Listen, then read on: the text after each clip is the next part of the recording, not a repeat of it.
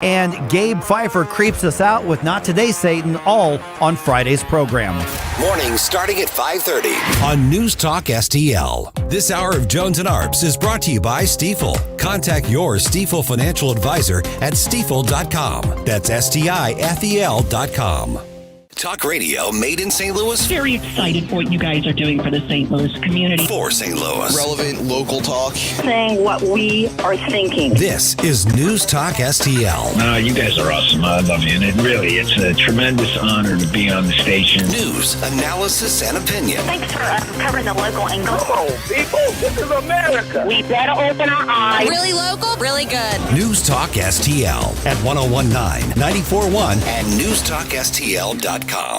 Tim Jones and Chris Arps in the afternoon. The 9 most terrifying words in the English language are, I'm from the government and I'm here to help. The more you remove voting from Election Day, the more opportunity you're offering for people to commit fraud. Are you not entertained?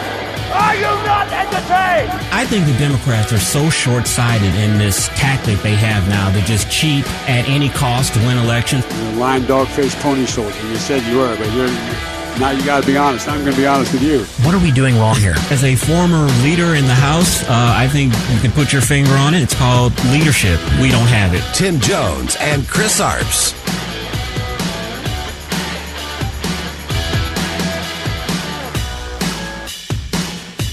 Good afternoon and welcome into the Tim Jones and Chris Arps show here at 1019 94.1 News Talk STL. 3:34 in the PM here on a Thursday, October the 20th, 2022. If you would like to watch us as well as listen to us, you can watch us on rumble.com, on youtube.com, where we have our own YouTube channel for the Tim Jones and Chris Arps show, or on facebook.com. And we need to do a better job of seeing who's on those platforms watching us. Katie always reminded us of that, so we'll try to remember that. So thanks for being with us today. Chris Arps, how you doing this afternoon? I'm doing good. And speaking of Katie had the... Oh, I'm sorry. Nope.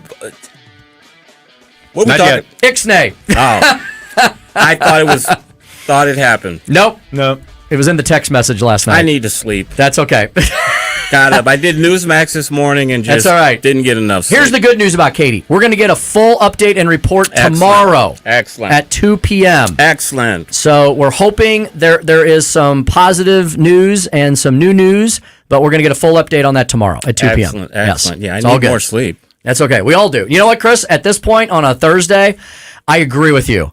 At this point in the week, after doing, 3, 6, 7, this is my 8th show of the week, I'm kind of like, I'm in that kind of foggy limbo land, where it's like, I think I'm almost done. So it's all good. Yep. Everything's about a half second off.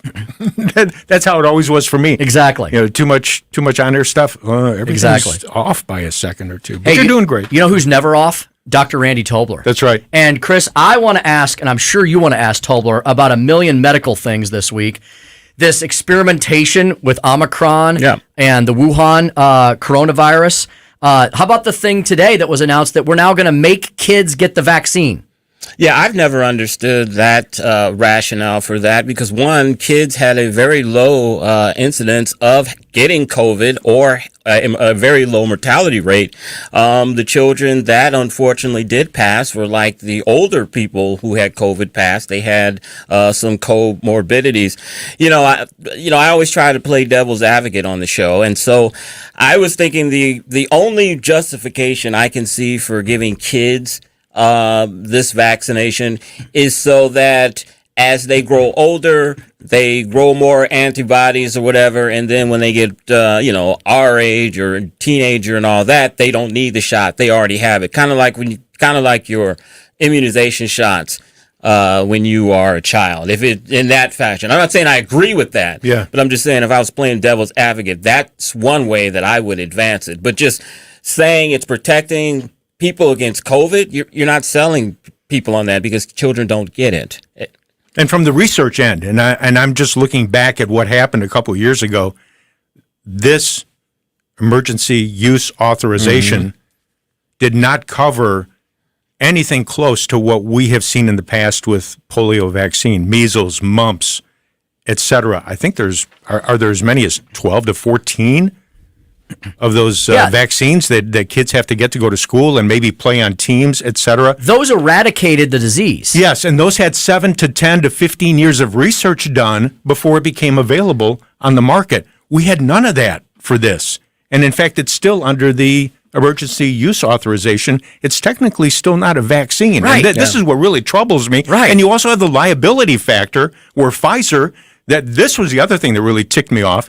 When it immediately became available, all of a sudden we find out it's a 75-year moratorium on anything having to do with liability and suing Pfizer. Whoa, wait a minute here. Mm-hmm. You guys are going to say that we're going to go through 1 or 2 generations of folks getting the vaccine before anybody can turn around and say, wait a minute, this really caused some physical ailments for me. I think we'll let you cross-examine Tobler on this. That's what I was going to say. This is going to be very interesting because, Stel, you will learn as you are the producer of the shows that Dr. Tobler is a very strong advocate of the vaccine. He gives a very elegant explanation of what it is and what it does, and he believes in it. That's fine. So he gave me a hard time because I didn't get the shot for months after when we got in that second surge last summer, and some benchmarks were hit basically, and I was like, yeah, I need to do that, Becky and I. But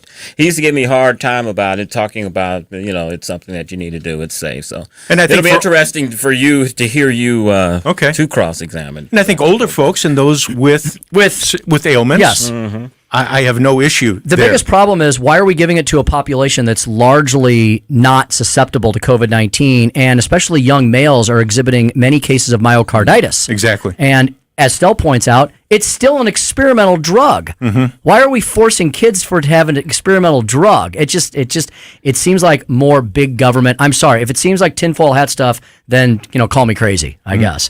Derek Good, Chris. Derek Good's going to talk to us about what today? There's some big stuff going on in Jefferson County. Yeah, the John Hardy, I think they make siding and building materials. Are going to open a plant in Crystal City, I think, in Jefferson County, and that is supposed to bring hundreds of jobs. And the Governor Parson was at the ribbon cutting or whatever you call what do you call that, Tim? You've been to plenty of those with the shovel. A groundbreaking. The groundbreaking ceremony. And so Derek Good is Jefferson County leader. He is president of the Jefferson County Port Authority. And so he alerted Tim and I to this on Saturday, that this was coming. And when it happened, we said we would have him on to give us more details about it. So Derek Good. Sounds like our good buddy. Sounds like a huge project. Jim Carafano will join us at 4:25, our International Man of Mystery, Chris's Corner, the Speaker's Stump Speech, and from the RNC itself, Deputy Communications Director Nathan Brand will once again join the program. All right. Well, Chris, it sounds like we have a lot to discuss with the good Dr. Randy Tobler. Yeah. So how about we get to a break and give him as much time as possible? Chris and I and Stel will be right back to cross-examine the good Dr. Tobler. He's always such a good sport about it. When we come back on the Tim Jones and Chris Arps Show at 101.9 94.1 News Talk STL.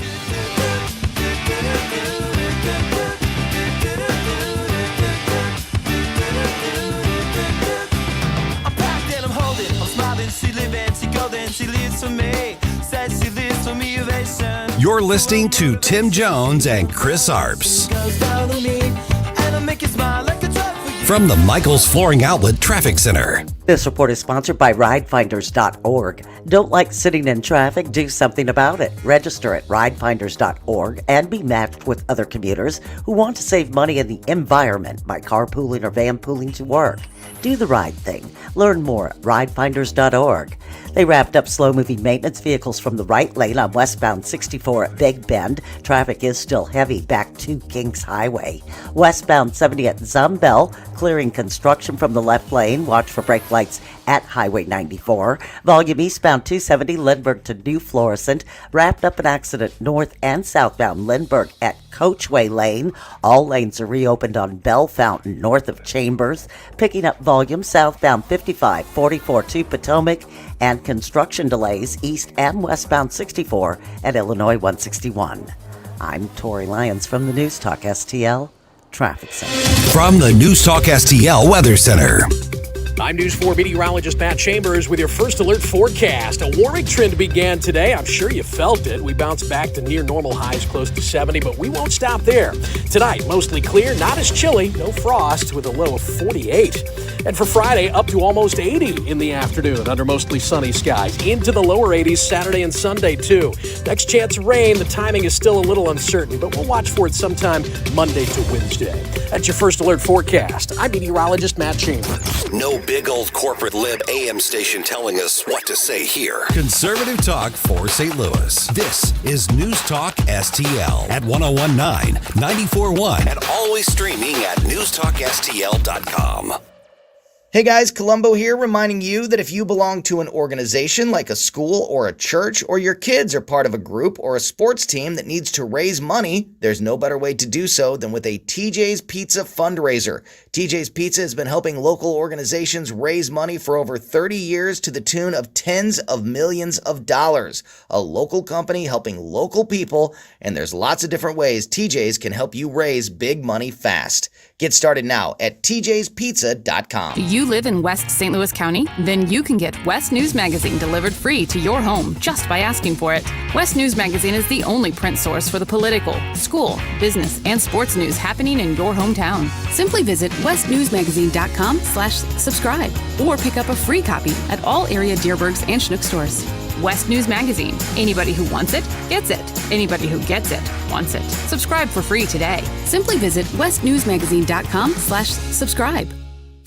The Vic Porcelli Show. The next Missouri Senator Nick Schroer. You know, it is good that Nancy Pelosi's not in America right now. It's less destruction that she can partake in. I can't get over her eyebrows. I mean, if you watch her eyebrows and watch inflation, it shows you the trends in inflation rising. Huh? And during Trump, her eyebrows were normal. It's an economic indicator. Her eyebrows. Really is. I don't know if it's the Botox or the vodka. Vic Porcelli, weekday mornings at 9 on News Talk STL. For $1 a day, if any covered appliance breaks in your home, we guarantee to fix or replace it. All makes and models, washers, dryers, refrigerators, air conditioners, and more. Guaranteed to be fixed or replaced for $1 a day. Call the Home Service Club now for free information. 800-399-3701. 800-399-3701. 800-399-3701. That's 800-399-3701. St. Louis's new choice for conservative talk. I think they're trying to attack the American people. Live and local. Gabe, Mike, Ken, you guys are my morning cup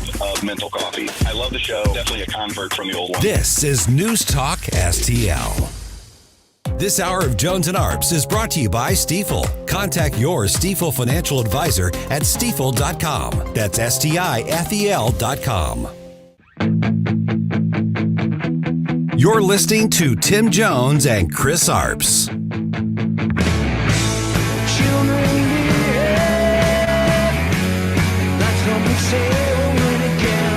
So again, because it's connected to the to his election, I want to be really careful. The Hatch Act, it's something that we do respect and adhere to here. But speaking only about the president's personal conversation with Lieutenant Governor Fetterman, the president has found him to be an impressive individual and who is just as capable as who's just as capable as always, and who's carrying out his office. He's currently the Lieutenant Governor of Pennsylvania, as we know, and he's doing that with great ability and heartfelt concern for the people of the Commonwealth. So yes, the president feels that he is very much capable of doing the job. Chris, there's a joke in there somewhere. We're asking Joe Biden about his opinion as to John Fetterman's health. I mean, come on. We talked about this morning on Newsmax. We played that clip, and at the time, I thought that Joe Biden was going to come to Pennsylvania and campaign with Fetterman, which I thought was completely crazy because they both are suffering from some cognitive difficulties, one from a stroke, one from old age, and I was like, what a poor visual that would make, both of them side by side. But I found out today that the president went to Pennsylvania to a bridge ceremony to talk about his infrastructure plan, and he's going to raise money for Fetterman tonight at a fundraiser, but they will not be seen together publicly, which, do you blame him? Someone snapped a picture that I saw that went viral of the two of them at like the airport, and it probably was not meant to be snapped. Yeah. Fetterman was in a suit. He looked like he looked like the most uncomfortable person on the planet. I would love to see that. Looked like a big old giant bear had been wrapped in cloth, So yeah, we got to find that. But do we have Tolbert ready to go here? Oh yeah, let's get the doctor. Yes. Yep. I don't know if he's on access or not, Stell, or if he's around, or if you may need to call him. Until we get the good doctor, this crazy prime minister. This is the shortest tenure in Liz Truss. in history. Tim, this is you're a politician. You were a politician, excuse me. You've been in leadership. You were Speaker of the House. One of the reasons why that Truss did so poorly was because, one, she cut taxes, and the Labor Party was able to make it a rich versus poor type of thing. But she's also increasing spending at the same time, which is not a good economic recipe. But wouldn't you, if you were trying to do something drastic like this, and you think this is for the best, wouldn't you get the support of the people in your party first before you push something like this along? When you get support for it first, you would try. And here's the thing that shocked me about it. This broke all over the news wires this morning around. It was really early. It was, well, of course, because they're 8 hours ahead over there. Yeah. She's only been in office for 44 days. Yeah. So I'm thinking she didn't even have a chance to fail, right? But she proposed a tax cut and then had to pull that plan back.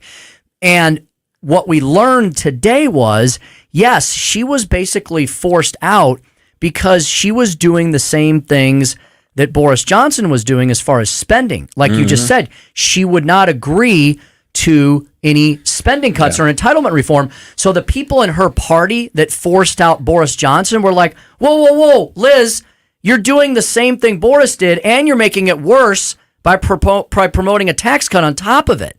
So we're going to have even less revenue. And so you're right. She did not circle the wagons within her own party on anything. And I think the thing that made this really worse is she didn't look like a leader and stand by what she believed, even if it was wrong.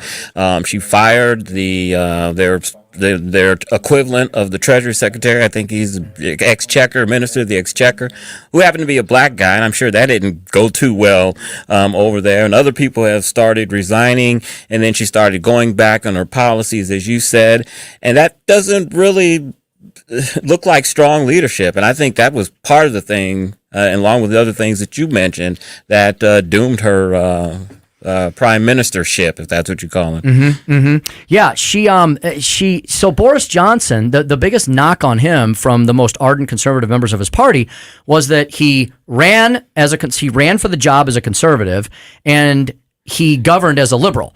And so the Conservative Party was, Boris, we're supposed to be here to reform things. So they forced him out, like he just quit not that long ago. Liz Truss comes in and says, I'm going to be the new Iron Lady. I'm going to be the new Maggie Thatcher. Well, Thatcher made a lot of tough decisions up and down the board.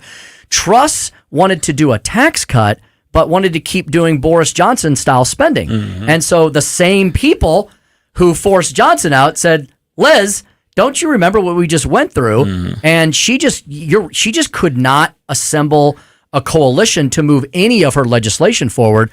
So the UK is going to have to start all over again and try. The Conservative Party is going to have to hurry up and get somebody else in place before Labour smells blood in the water at this point and tries to form a coalition government of their own. Yeah, they have said that they are going to announce, I think, a new leader by the end of the week, which is very quickly. Usually they have some type of confab like they did before.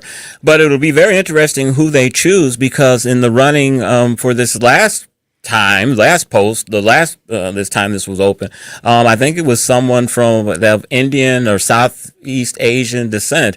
And I was just thinking how interesting that would see just in history to just see someone that's brown skinned leading the UK government. It kind of shows you how far we've come as a world. I mean, that would be remarkable to me. Yeah, and I think they have a very different view of race relations in the UK because, number one, they're a much older country. They were a colonial power, for better or for worse, and they went out and they conquered all of these nations and assembled them in the UK long before the United States of America even existed. And so a lot of folks from India, Pakistan, other Commonwealth immigrated to the UK. It's almost like they're ahead of us on the whole colorblind society, because, you know, a lot of folks over there, it's funny when you hear someone who doesn't, quote, look like an Englishman speak with an English accent. You know, they're much more melting potted, it seems, in the UK. Yeah, and they are. I mean, they've been much more accepting of social norms that are normal there that we've been slow to accept, like homosexual marriage and things of that nature. But they do have a very segregated class society, even though they are a democracy. But they do have a caste system in a sense that if you are kind of born on the wrong side of the tracks, it's going to be much harder for you to have upward mobility than you would in America. Yeah, that's what makes our country so great. They have many vestiges of the monarchy. Yep. They still do have dukes and duchesses and lords and ladies. It is a weird society. It's like a combination of the old world and new world. They were the first advanced Western civilization to abolish slavery. And they even made a movie about it. Amazing Grace, if you've ever seen that. It's a very powerful flick that was made in the 90s, I think. So it might have been the story about Wilberforce. It was about the story of Wilberforce, yes. And the movie that came out recently with the African-American women, the fighters, like Dahomey, that kingdom. I said in Chris's Corner that when Great Britain outlawed slavery, Dahomey was a major slave exporter. They helped with the slave trade, and they blockaded the kingdom of Dahomey, Great Britain did, to try to stop it. That movie, you know what's funny, you bring that up. I was looking at Rotten Tomatoes for some reason this morning, just kind of figuring out what the heck's going on in movie world, because I really haven't been paying attention the last few months. And that movie popped up, and I was kind of surprised to see, because there was a lot of criticism about that movie before it first came out. I don't know how it's doing at the box office, but Rotten Tomatoes gives it a 94% rating. Because it's politically correct, but that movie will never get Chris Arps' money, ever. Yeah, I will never watch it on Netflix. I don't know much about Woman King, that's what it's called. Yeah. The Woman King. I don't know much about it other than what you've told us. I really haven't looked into it, but I was surprised to see. I don't know what the audiences have thought about it. Let's see. On the tomato meter, the critics, 218 reviews, give that would be the 94? Gave it 94%. Okay. The audience score of 5,000 plus ratings give it a 99%. Yeah, So- that doesn't shock me. It's Why do very you think the audiences like it?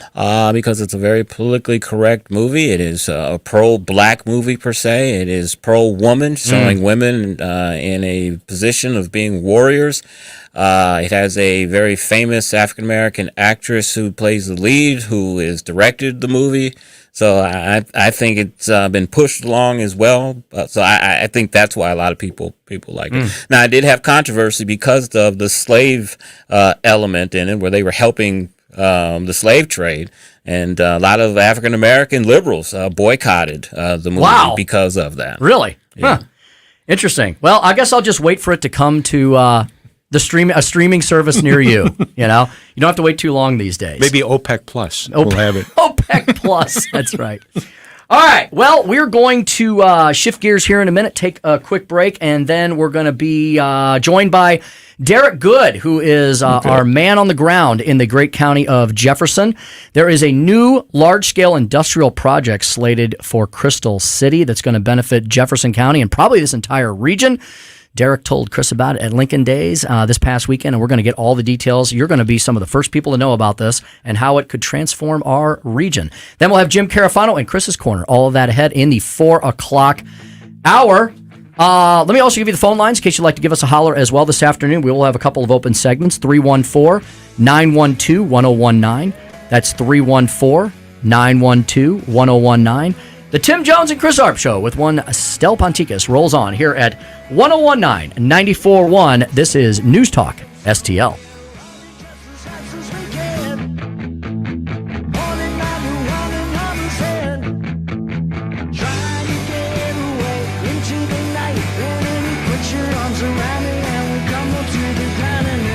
We give you news, analysis, opinion, and more. only on News Talk STL. No, I'm just getting warmed up. The roller coaster. No matter your age, no matter the amusement park, it never ceases to bring the emotional goods, the anticipation, the excitement.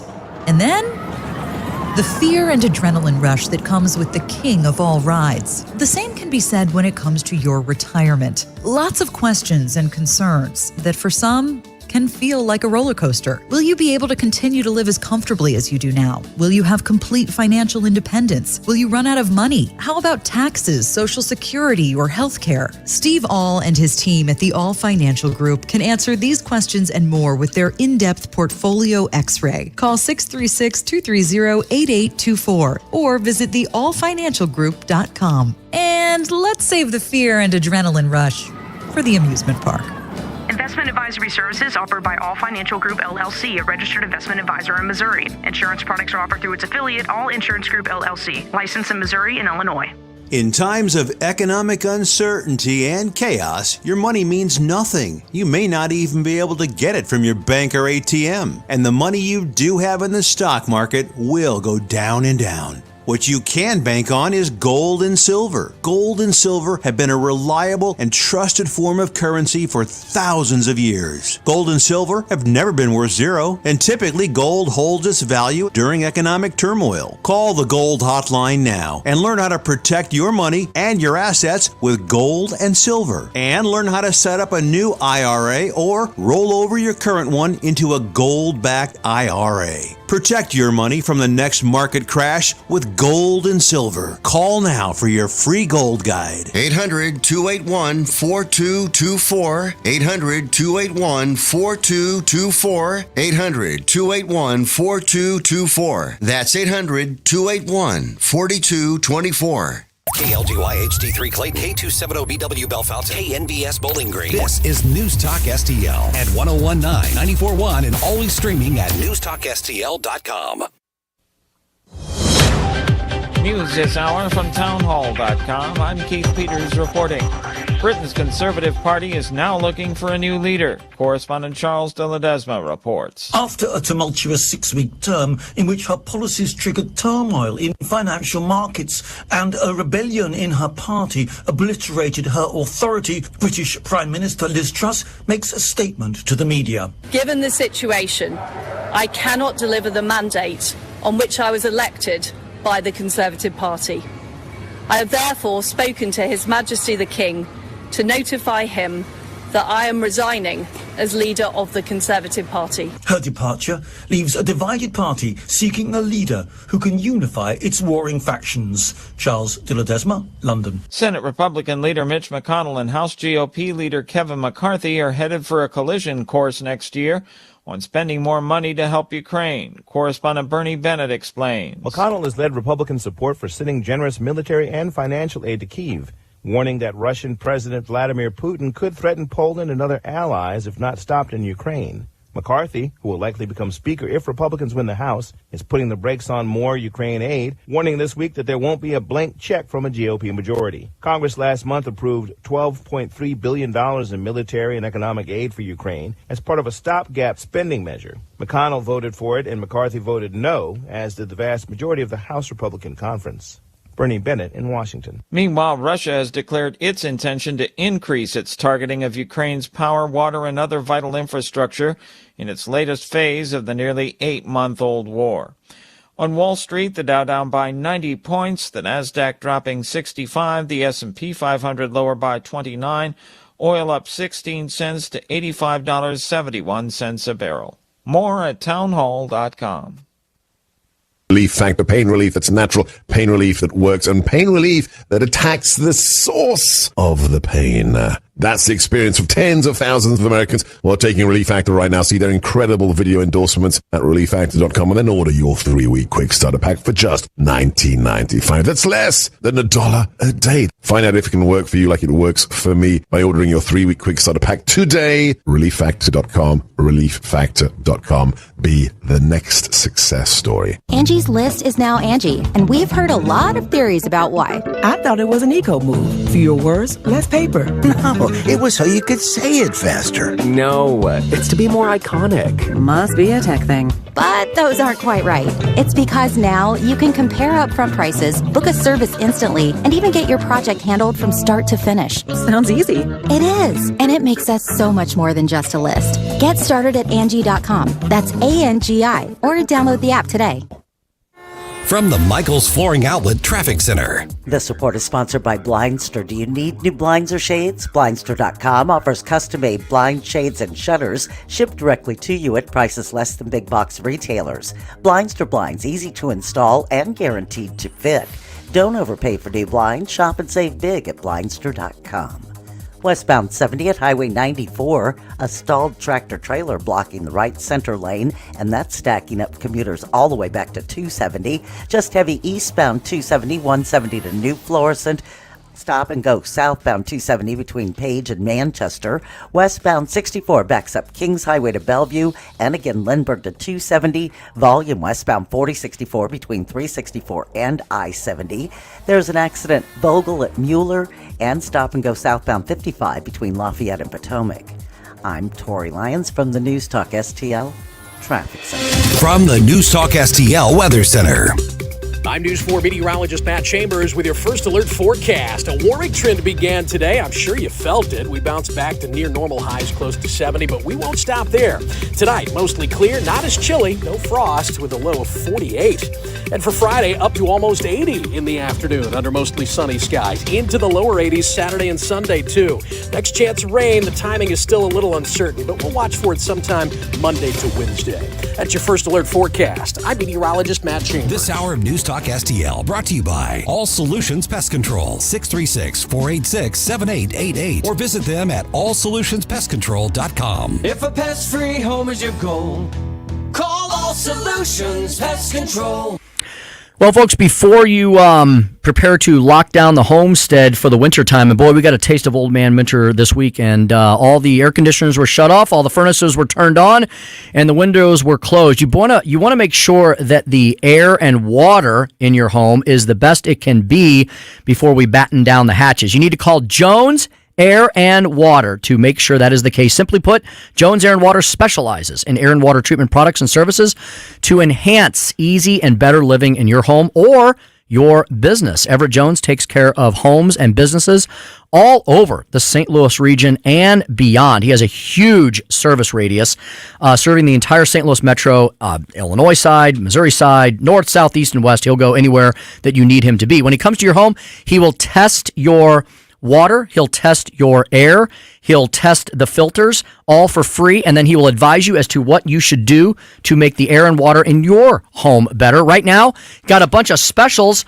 on the Hydrotech H2O system, takes care of the hardness, the taste, and removes the odor for all homes and businesses on chlorinated hard municipal water. That's a lot of us in the St. Louis metro. Lower upfront costs, lower annual costs in one simple space-saving design that provides softening and carbon filtration as well. Over 25 years in the business, a multitude of 5-star ratings. Give him a call today, 636-899-1040, 636-899-1040. That's joneswater.com, joneswater.com. Got some news for you. When it's important to you. Complex and uncertain world. It's on News Talk STL. 40-year high inflation. Really bad message for Democrats. Hurting the American people. We're going to react to Saudi Arabia. The Saudis need to come to their senses. Russia knows that nuclear war cannot be won. Make sure that Ukraine can continue to succeed on the battlefield. Continue economic support. We're going to win big on Election Day. 101.9 and 94.1 News Talk STL. News, analysis, and opinion. Tim Jones and Chris Arps in the afternoon. The 9 most terrifying words in the English language are, I'm from the government and I'm here to help. The more you remove voting from Election Day, the more opportunity you're offering for people to commit fraud. Are you not entertained? Are you not entertained? I think the Democrats are so short-sighted in this tactic they have now to just cheat at any cost to win elections. You're a lying dog-faced pony soldier. You said you were, but now you got to be honest. I'm going to be honest with you. What are we doing wrong here? As a former leader in the House, I think you can put your finger on it. It's called leadership. We don't have it. Tim Jones and Chris Arps.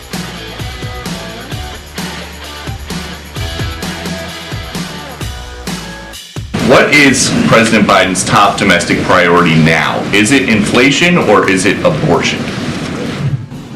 The president's going to continue to talk about issues that matter to the American people. And abortion is one of them. Majority of the American people disagree with the decision that the Supreme Court made, the Dobbs decision. That is, a majority of the people disagreed with that. When it comes to the economy, the president has made it very, very clear. When it comes to inflation, it is his number one economic priority, and he is doing everything that he can to make sure that we lower prices. I'd like to see that poll that Karine Jean-Pierre is allegedly referencing there, especially as 95% of Americans do not have abortion as one of their top reasons to go to the polls in 19 days.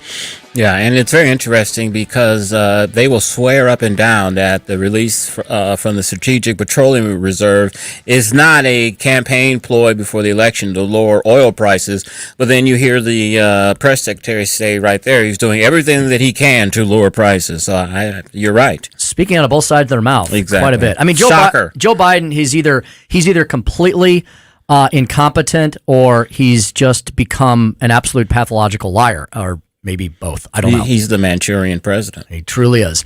It is 9 minutes after the hour here on the Tim Jones and Chris Arps Show. It's 101.9, 94.1 News Talk STL. We've got a guest on the line who's very concerned about jobs and has got some news about potentially the opportunity for jobs to come to our region. Derek Good joining us once again here on the station. Derek, good afternoon. Hey guys, how is everybody? Fantastic. Thanks for being on, my friend. Absolutely. Derek, a small business owner in Jefferson County, attorney, very involved in the political scene with the state party and the local apparatus as well. Derek, you told Chris and I at the Lincoln Days in St. Louis County this past weekend that you had some big news to tell us, and that you wanted to tell our listeners that about a new project that's coming to Crystal City in Jefferson County. Why don't you give us the 35,000 foot on that, and then we can drill down into it. So, for the past year, we've been talking about this Project Redbird and been unable to really talk about it. And so this morning with the governor and county executive Gannon and Todd Tracy from Jefferson County EDC, they were able to announce that James Hardy Building Supplies is coming to Jefferson County with a $1.2 billion build out with a 1 million square foot under roof and eventually about 600 jobs. So it's a really, really exciting time. Wow. When I was reading about this in the St. Louis Post-Disgrace, they were talking about non-disclosure agreements and everything that had to be signed, and it was hush-hush, which means that were they negotiating with other entities, other cities to bring this, bring that project? And what was it about Jefferson County that made them pull the trigger on this? Our good looks. No. Yours. So, yeah, exactly. Weren't you negotiating? Yes. It was. So there was, I want to say that maybe when we first started talking to them, there was maybe 6 locations. Eventually it came down to a couple, one here, in Crystal City where they chose, and one over in Illinois. And there was just, there was a lot of back and forth about what makes us better. And of course we know there's a lot of things that make us better, but we have some raw materials here that they need in their process. And, I think that always kind of gave us a little bit of an edge. And I understand that other state threw all kinds of things at them, but we were able to kind of hang on to it and do a deal I think that makes sense for everybody and really paves the way for some collateral industries and so on to open too. So we're excited. Mm-hmm, mm-hmm. Yeah. So Derek, what were the major selling points? Was it our geographic location? Was it the position of Jefferson County and this side of the state being on the river? Transportation? What all factors came in, and what kind of development, what kind of infrastructure might have to be built out to take care of a $1.2 billion investment, 600 potential jobs, and a 1 million square foot building? So, our county council, and I give them a lot of credit for this, several months ago, County Executive Gannon went to them and said, I need some faith here because of the NDAs, and we've got this big development, and I can't necessarily tell you who it is, but I need $7 million for roads out of some funding that was available, and and they committed to do it on his word, and that was a big deal. That was a big commitment for them. So this the property again is right next to sand, which is big in their process. It's right next to 55, which and potentially even they'll use the river at some point. So transportation was big. We've got 2 Class 1 railroads here in Jefferson County that they have access to, and so all of those things played in, and it makes it easier for them to get their raw materials in and to get their product out. Derek, you are also president of the Jefferson County Port Authority, and there's been some exciting developments going on with that.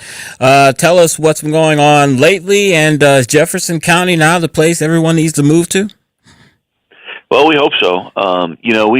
We were involved, of course, with this Hardy thing quite a bit, just kind of helping to shepherd things as we need, and at the same time working on the Herculaneum development and the container port. And as you guys know, the state legislature allocated some $25 million to us for that development. So we are working with Riverfront Commerce Park and Doron and the various entities in the Herculaneum area and stakeholders to continue to increase our export and import of materials and eventually containers from the Herculaneum side.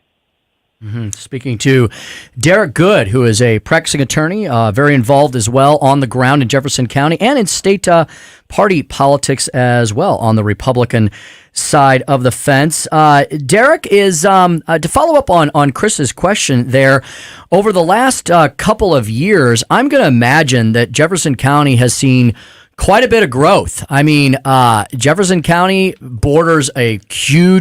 has a huge border with the county of St. Louis, and those two counties couldn't have operated more differently throughout the COVID pandemic.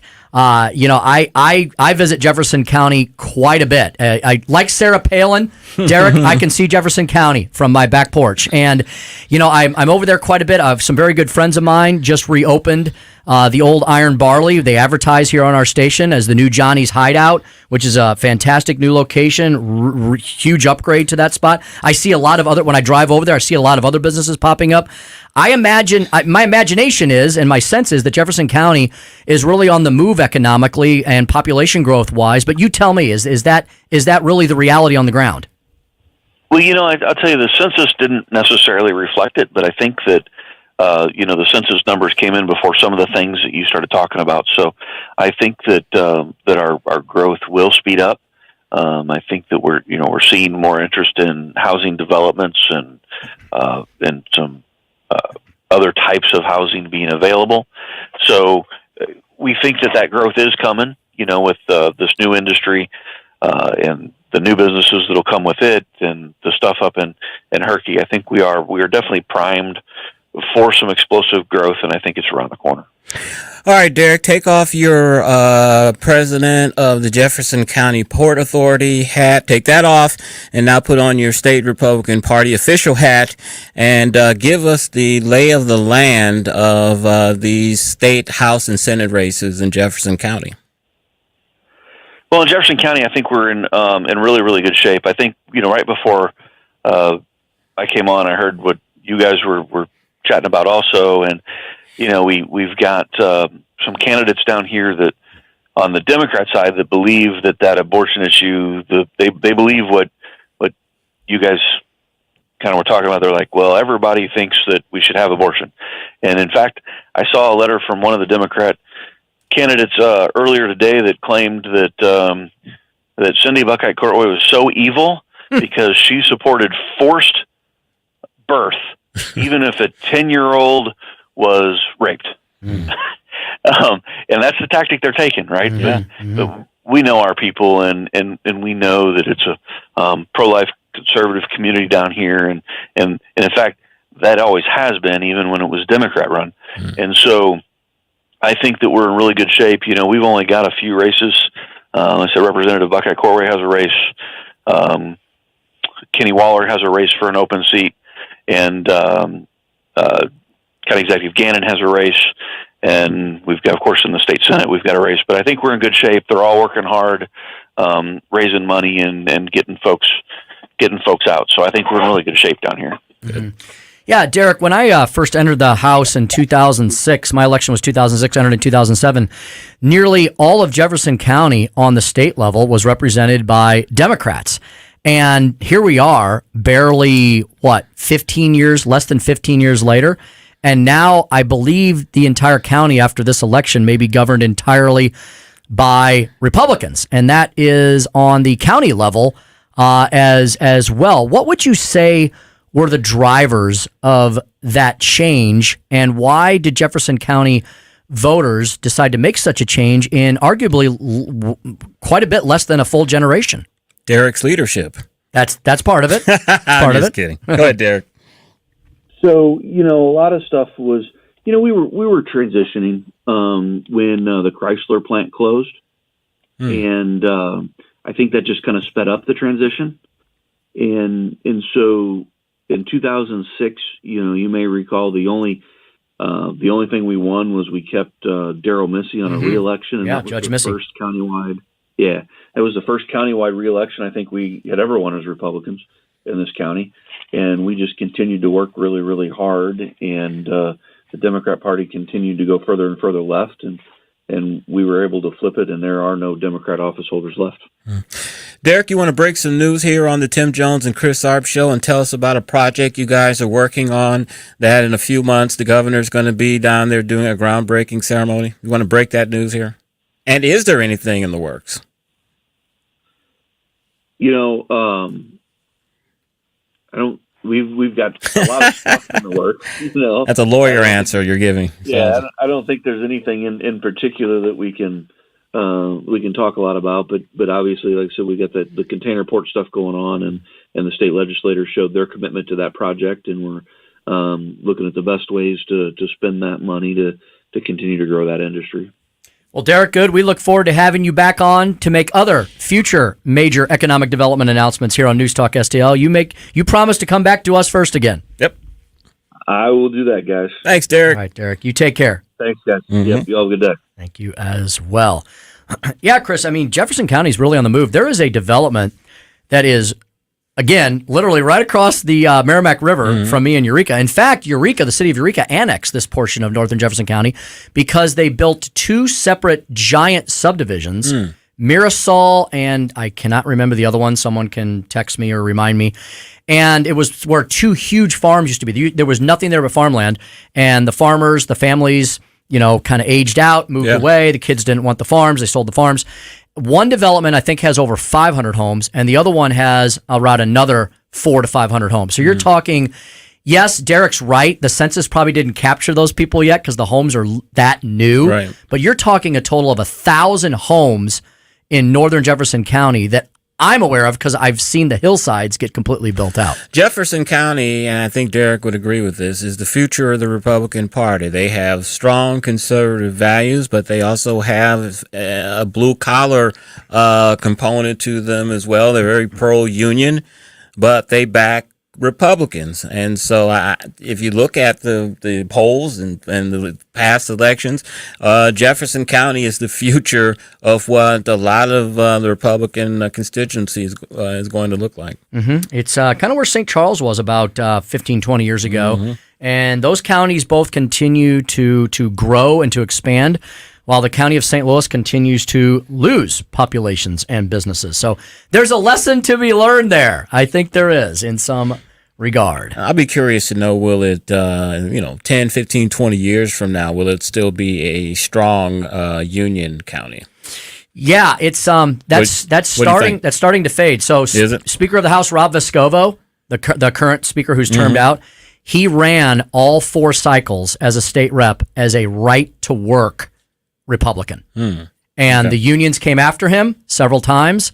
And this last time when he was running for his last term as speaker, no opponent. Okay. He ran as a out-of-the-closet, right-to-work Republican. And I believe Mary Elizabeth Coleman, who just won the state Senate seat, I believe she was not ashamed or shy to say that she would favor right-to-work as well. So I was curious about that. It's about half of them. About half of them now say, I'm for worker freedom, and half say, oh, we don't want to upset the unions. But, like Derek pointed out, the Chrysler plant's been gone for, 20 years now? Wow. So it's hard to believe it's been that long, but really it has. Yeah. All right, we're going to shift gears and talk things far and near, far and away, with Jim Carafano, our international man of mystery with the Heritage Foundation. He's the VP for Foreign and Security Policy. Jim will join us next on the Tim Jones and Chris Arps Show here at 1019 94.1 News Talk STL.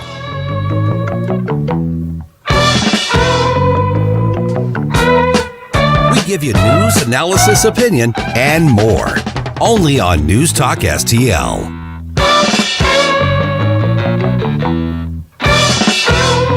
From the News Talk STL Weather Center. I'm News 4 meteorologist Matt Chambers with your first alert forecast. A warming trend began today. I'm sure you felt it. We bounced back to near normal highs close to 70, but we won't stop there. Tonight, mostly clear, not as chilly, no frost with a low of 48. And for Friday, up to almost 80 in the afternoon under mostly sunny skies. Into the lower 80s Saturday and Sunday, too. Next chance of rain, the timing is still a little uncertain, but we'll watch for it sometime Monday to Wednesday. That's your first alert forecast. I'm meteorologist Matt Chambers. From the Michaels Flooring Outlet Traffic Center. This report is sponsored by Blindster. Do you need new blinds or shades? Blindster.com offers custom-made blind shades and shutters shipped directly to you at prices less than big box retailers. Blindster blinds are easy to install and guaranteed to fit. Don't overpay for new blinds. Shop and save big at Blindster.com. They cleared that earlier stalled semi-westbound 70 at Highway 94, but there's several tractor trailers on the right shoulder right at Highway 94 on westbound 70, and you're still stacked up back to 270. An accident eastbound 270 at 170. It's taking out the left lane, and we just had a second accident reported in the backup eastbound 270. East of McDonald. Steady volume southbound 270 Page to Manchester. The right lane's back up on eastbound 64 between Mason and 270, and your jam southbound 55 from 44 to Potomac.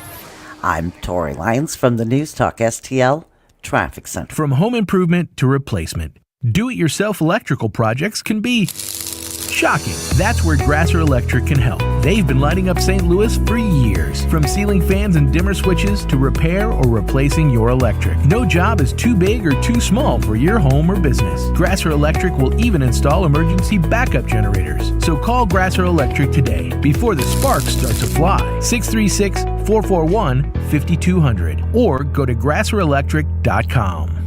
I'm Dr. TJ, owner of the Institute of Natural Health, co-owner of Optimal Nutraceuticals, and the host of Wellness 101. Wellness 101 is designed to cut through the nonsense and provide you common sense, science-based information regarding health and wellness. On the show, we discuss topics like thyroid health, gut health, hormone optimization, and many others. Our show airs Saturdays at 10 a.m. and 2 p.m. and Sundays at 11 a.m. and 3 p.m. right here on News Talk STL. For more information, visit us at inhstl.com. That's inhstl.com. Mike Ferguson in the morning. Mark Harder, county councilman for St. Louis County. Did you have a mullet, Mark? Oh. You know, actually, I did used to grow a little bit longer in the back. Okay, before we get into the serious stuff, I went to that metal concert with the 80s metal bands. In between the sets, I was mullet hunting with my camera and sending my wife pictures of some of the best mullets. You know they're coming back? That's what I've heard. We need to put a stop to that. Yeah, please. Weekday mornings, 5:30 till 9 on News Talk STL. Speaker Tim Jones here. Have you heard about the brand new best St. Louis sports bar and grill experience in the region? Johnny's Hideout in High Ridge, Missouri. 10 minutes from 270 and Gravois. 30 TVs, a huge game room, a great outdoor patio, the Sunset Patio, complete with the Sunset Stage and the train station bar. Open 6 days a week, serving lunch and dinner, featuring famous Johnny Dow's Chicken Wings and the best barbecue in town. When you're there, check out the VIP Speaker of the House table on your next visit. On the web, jhideout.com. That's Johnny's Hideout in High Ridge. Fox News commentary. I'm highly critical of Gen Z for many reasons, but I'll give credit where credit is due. Find out the surprising reason next. Is your small business ready for holiday mailing and shipping? Get ahead of the chaos with Stamps.com, the 24/7 post office you can access anywhere. You'll get major discounts on USPS and UPS rates, and it's easy to compare carriers and rates for the best deals. Sign up at Stamps.com with promo code BUSINESS for a 4-week trial, plus free postage and a digital scale. That's Stamps.com, promo code BUSINESS. Zers aren't typically known for their financial prowess, but get this. According to new research, these 18 to 25-year-olds are stashing more for retirement than their older counterparts. On average, Gen Zers are putting away 14% of income compared to the 12% set aside by millennials, Gen Xers, and even baby boomers. I don't know about you, but I find that shocking. Researchers believe this bumped up motivation to save might come from Gen Zers watching their parents struggle during the 2007 to 2009 Great Recession. Whatever the reason, it's great to see young people living a bit more responsibly than we thought. Maybe our future leaders aren't so doomed after all. But on the flip side of that optimistic coin, the same study also found retirement confidence amongst Americans is down by about 5% since last year. And it's not hard to figure out why. Just look at Biden's economy. Still, a high five to you 18 to 25-year-olds. I'm Tommy Lahren, and you can listen to all of my hot takes at foxnewscommentary.com. Talk radio made in St. Louis for St. Louis. This is News Talk STL. Our responsibility. News, analysis, and opinion. To provide updated guidance. At 1019, 94.1, and newstalkstl.com. This hour of Jones and Arps is brought to you by Stifel. Contact your Stifel financial advisor at stifel.com. That's STIFEL.com.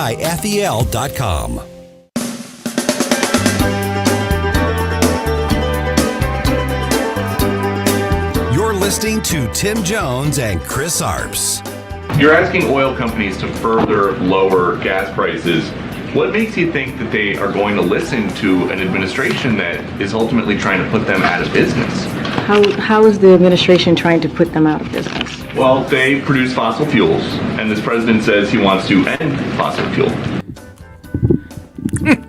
Yeah, I mean, once again, kind of the theme of today, Joe Biden speaketh out of both sides of his mouth. Chris? Yeah, that's, I don't play chess, but I would say that's a checkmate. Once again, question. Peter Ducey ruling the roost there in the White House press briefing room. Let's bring in our next guest and see what he has to say about that and lots more. In just a second.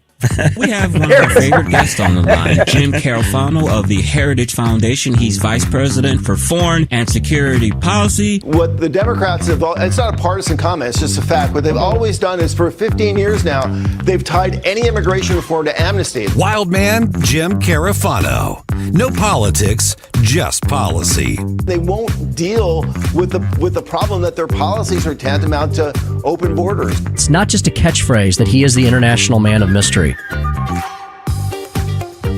At JJ Carafano, heritage.org. Jim, good afternoon. Welcome back to the Tim Jones and Chris Arps Show. Hello, Jim. Yeah, breaking news.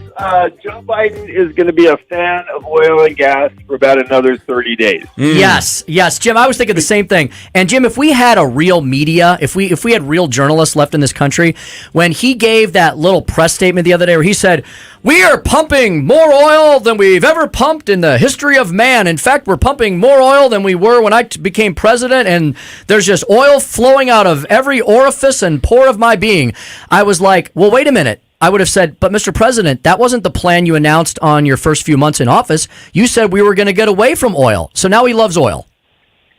Right. Well, of course he does. And he loves, getting Democrats elected. And this is all about, remember the scene in The Wizard of Oz? Don't pay any attention to that man behind the curtain. Don't pay any attention to the guy that killed the Keystone XL pipeline or has been pressuring companies not to invest in oil and gas and has been withdrawing support for U.S. oil and gas projects around the world.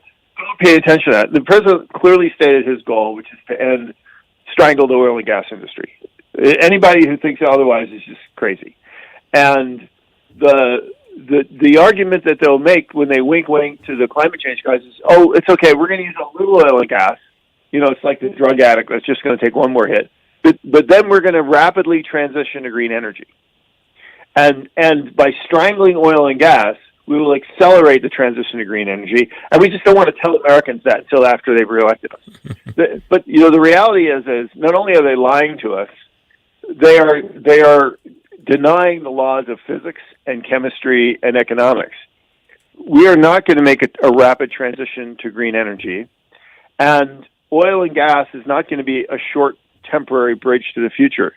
No company that's not an idiot is going to go out and spend millions of dollars to put in an oil well or to build a pipeline or to buy an oil tanker or to build an LNG facility. But the thing is, we're going to use you for like another couple of years, and then we don't need you anymore.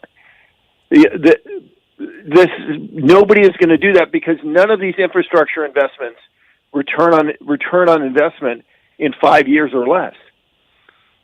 So and I said before, and none of this is. We're never going to get to net zero unless China devotes 50% of its GDP to transmission of green energy, and that's not going to happen. So we're never going to get to net zero. And then the dirty little secret of all this is, let's say magically we could make special physics just for Joe Biden, and everything went just like he wanted to. Net zero would not actually significantly impact global climate. So this. If ever there was a policy that only worked in fantasy land, this is it. Jim, I have a two-part Ukraine question for you. One, tell us a little bit about these Iranian kamikaze drones and their effect on the war, and the reports that Putin has declared martial law in some areas of Ukraine. Look, I'm no general or anything, but can you declare martial law in a place where you don't have full control? Well, I was going to say, let's talk about the second one first, which is the martial law thing. So far, to liberate Ukraine, in the parts of Ukraine that Putin has liberated, right, that he has saved from the Nazis, in those parts of Ukraine, what has he done so far? He has depopulated them.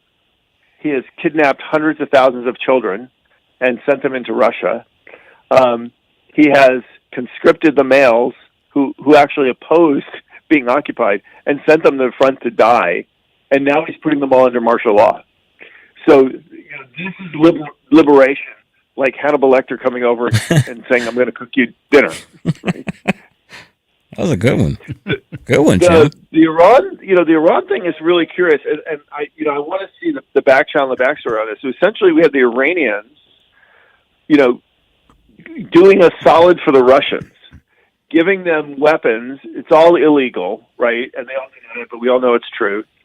To kill Ukrainians, when the Americans are offering them $1 trillion in benefits from an Iran deal, and the Americans are funding the Ukrainians to fight the Russians. And so you would think if it was between Moscow and Washington, who would you want to make happy? The guy that's offering you $1 trillion, or the guy that can do nothing for you?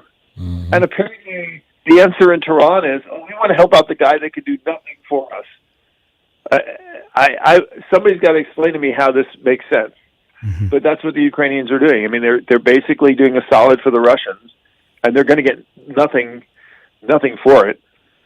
Jim, I would love to know your thoughts on potentially soon-to-be Speaker of the House Kevin McCarthy, who said on Tuesday, just a couple days ago, that Republicans will not, quote, write a blank check for Ukraine if they win back the House majority. Now, Kevin McCarthy is not known as he is a leader, and he can be a strident leader. The left definitely hates him, but there's many folks in the House that wish he would maybe do more conservative things or act in a more conservative fashion. So he pretty much stays in a pretty solid center-right lane. Right. But so that was a pretty big, bold statement for him to make. But does he have a point? Should we have some concern about the way in which Joe Biden has handled the funding of the operations in Ukraine? Well, I think you really hit the nail there. What McCarthy, who thinks that we should write a blank check for anybody? I mean, that's how we got trillions of dollars in debt. Joe Biden all these blank checks to spend money on whatever he wanted to. Do you know where part of that money went? I mean, $20,000 to the government of Ecuador to host drag queen shows, to promote diversity in Ecuador. $350 million to George Mason University to study diversity in the tech industry, not to improve the tech industry, not to make sure we can produce more microchips in China, but to study diversity in the tech industry. So anybody who thinks offering up to write blank checks is a good idea ought to put a gun to their head. The other thing I would say is, and I think everybody has really missed the shot across the bow here. McCarthy's warning is not a warning to the Ukrainians. It's a warning to the Biden administration. It's like, what's your strategy? Why aren't you giving actually the Ukrainians the military aid they need when they need them? What's your plan for reconstruction? I mean, these are all really legitimate questions. And so McCarthy's statement of no more blank checks is not saying we shouldn't support Ukraine. It's not even a real criticism of Ukrainians. It's a legitimate criticism of how well this president is managing a legitimate interest in the United States. We have a national interest in the defense of Ukraine. And the military aid, for example, nobody can point to one example where the military aid hasn't been efficacious and been well used and is accountable. But we have concerns about our president and how he's managing the effort. I think what McCarthy said is exactly right. And I think every Republican or every conservative, from people who think we shouldn't be in Ukraine at all to people who think we're not doing enough in Ukraine, they should all say, well, we agree with McCarthy. Jim, they may not agree on anything else, but they should agree on that. There you go. Yes.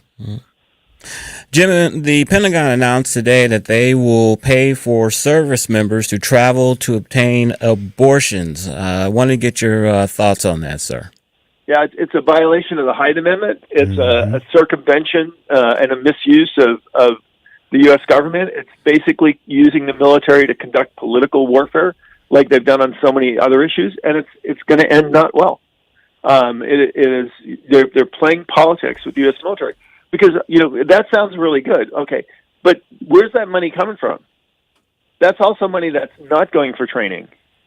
That's not going for readiness. That's not going for bullets. It's not going other stuff.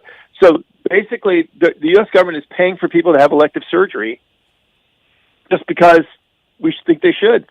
We should do that. So what's next? Well, because we should pay if somebody wants to change their gender. That's their choice. Why is the U.S. military taking money from training and arms and weapons and everything else to pay for something people like? I was in the military for 25 years. Why didn't the military buy me a Corvette?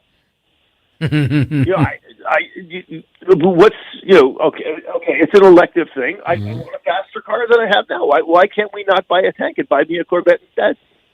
Are you responsible for a Corvette, Jim? Actually, I'd never want a Corvette. But this is Joe Biden uses the federal taxpayer like his personal ATM. Yes, he gets to make all the withdrawals, and we get to make all the deposits. Amen. That's truer words never spoken. We're going to cut that right there. That's going to be a promo. There we go. James J. Carafano, JJ Carafano at JJ Carafano on Twitter. Heritage.org. Jim, thanks so much as always. We'll look forward to speaking with you next week when we're 2 weeks away from the midterms. Thank you for the promo, too. Yeah, I'm going to be in another country. Oh, you're traveling again. You know what? We can try. We'll try. We've done it before. It is a country where nobody is currently shooting at them. Oh, good. At least in parts of the country anyway. So. Going to Bermuda, huh?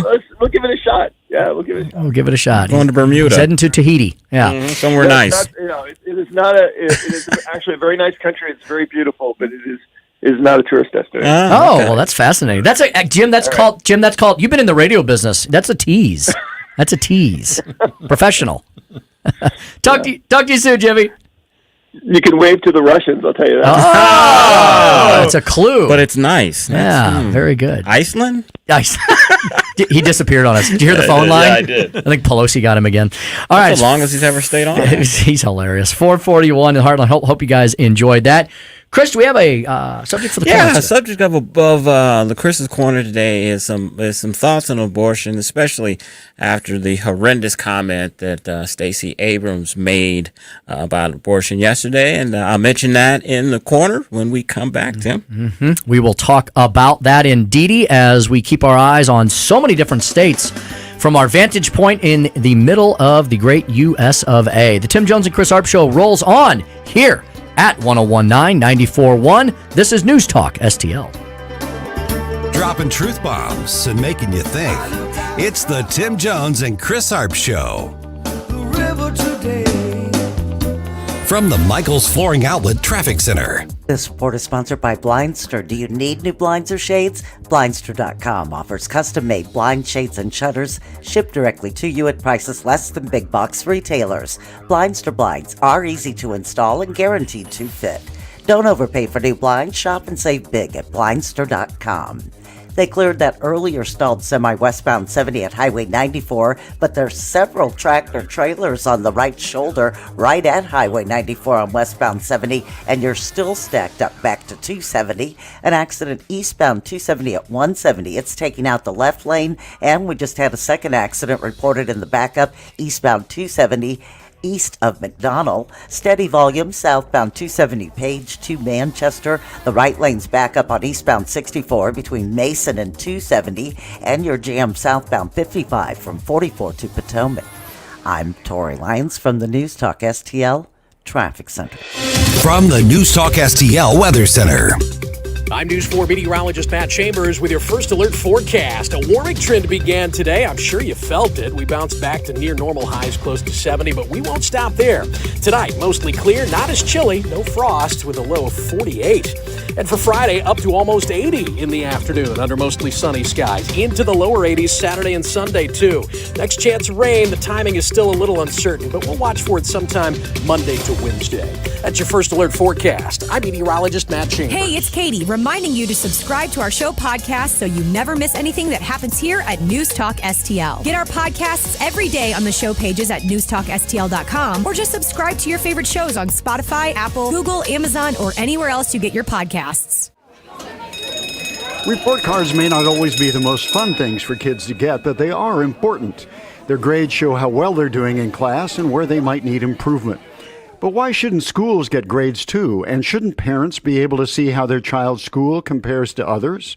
We at the Show Me Institute strongly believe the answer is yes. And that's why we came up with the Missouri School Rankings Project. Click on the website moschoolrankings.org and it's all there. Rankings and letter grades for all the schools in Missouri. The rankings are based on several categories, such as student performance in English language arts and math, ACT scores, and graduation rates. Then we take the rankings and come up with a grade point average, just like your child has. Each school and district has a grade, and the website is easy to use. Don't you want to know how your child's school stacks up? Now you can. Learn more at showmeinstitute.org. The Show Me Minute has been brought to you by Show Me Institute and Show Me Opportunity. Do you have a property that is more hassle than is worth? Hi, this is David with House Sold Easy, and I buy houses cash. If you own a property and you want to sell it fast at a fair price, call me at 314-293-3000. Do you own an ugly property, a behind on mortgage payment property, a lazy tenant that won't pay rent property, a too much junk and clutter property, or even a, hey, I'm curious about a fair cash offer property? Well, don't worry. I buy them all, and I want to make you a fair cash offer. Call me at 314-293-3000. The Vic Porcelli Show. Friday will be 18 days before the midterm elections. We'll talk to Missouri Secretary of State Jay Ashcroft at 9:41 and get any updates on election integrity. Weekday mornings at 9 on News Talk STL. This hour of Jones and Arps is brought to you by Stifel. Contact your Stifel financial advisor at stifel.com. That's STIFEL.com. Made in St. Louis for St. Louis. It's News Talk STL. We've heard the president say inflation is his top domestic priority, but now he's saying come next year, his first bill would be abortion related. So is his number one domestic priority abortion, or is it inflation? Well, let's not forget what the president has done the last 19 months. He has made the economy his top priority. He has passed the American Rescue Plan, by the way, as you heard me say all the time. No Republicans voted for that in Congress, and it was a plan that helped us get back on our feet with the economy, that helped us gain or create 10 million jobs that we had lost. It also put money in people's pockets. It also makes sure that businesses were able to open up, schools were able to open up, people were able to go back into their homes, save their homes. And so that was the American Rescue Plan. There's the bipartisan infrastructure legislation, which was, again, to invest in ports, invest in the infrastructure that was dwindling.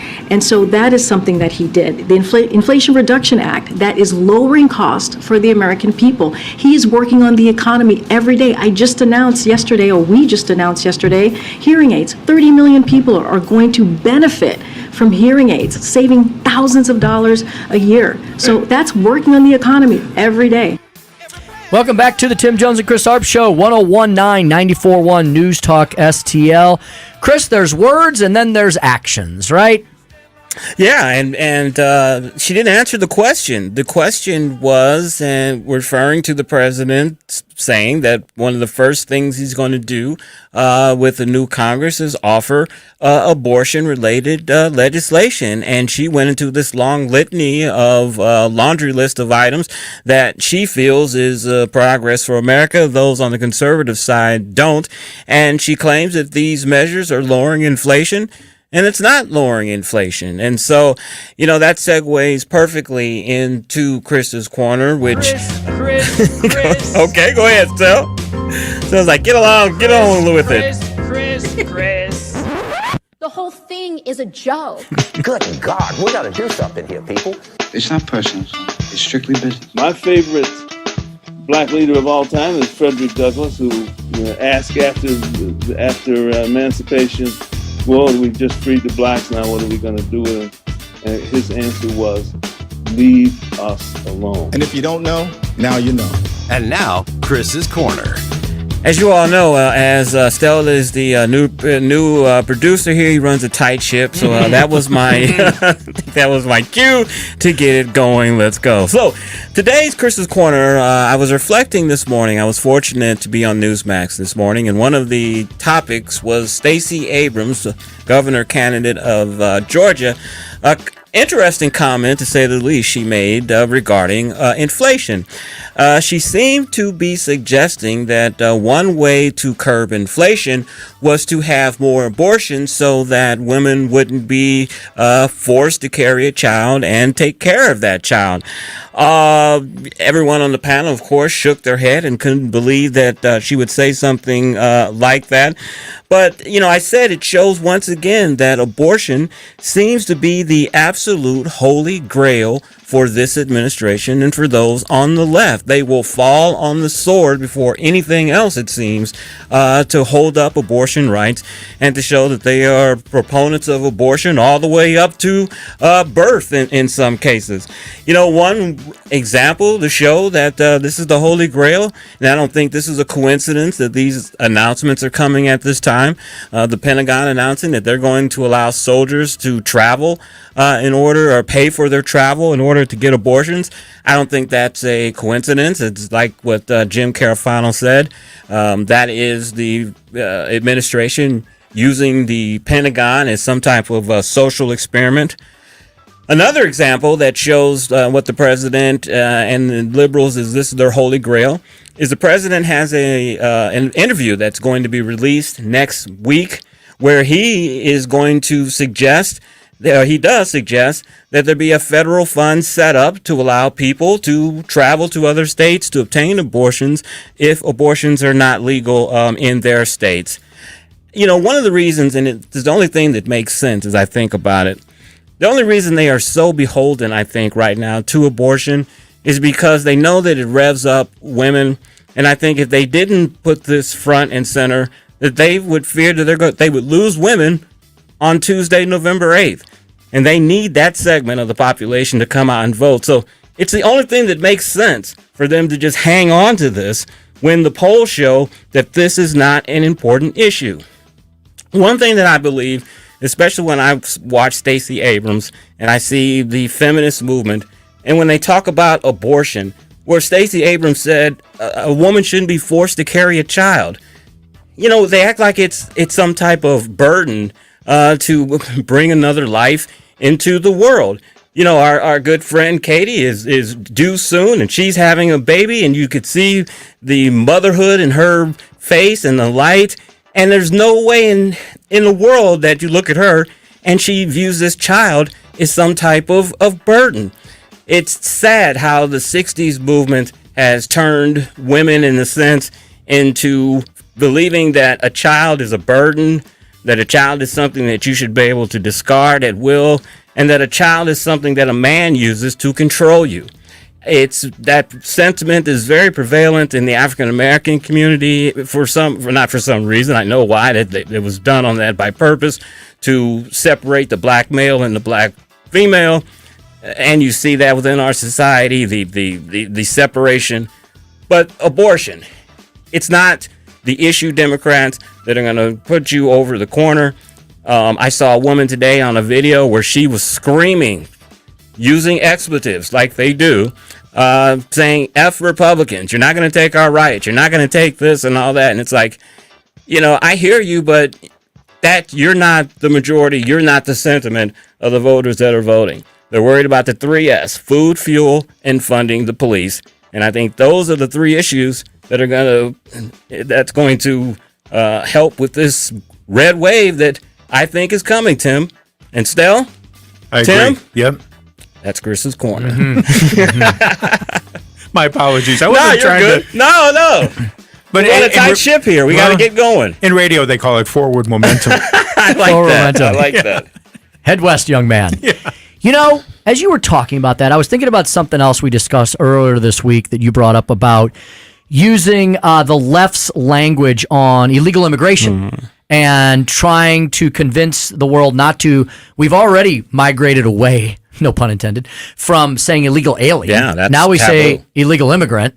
Illegal alien is that's like you're cussing or something now. Well, there's nothing wrong about it. It's accurate. If you look up the definition of alien, it means somebody from a different land. It doesn't mean a guy in a Martian in a spaceship. Yeah. It means someone from a different land. So we use the wrong language there. We use the wrong language in this abortion debate because, Chris, why did we ever let them use right when it came to abortion? How is it a right to kill?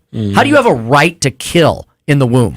Well, they've been very crafty to equate abortion as a health care right. That's the same thing as a woman going to get a pap smear or a breast exam or any other exam that women do. They have been very clever to include abortion as women's health care. And, Tim, if that's constantly repeated by the media and by leaders that this is a right, it's going to get into the lexicon.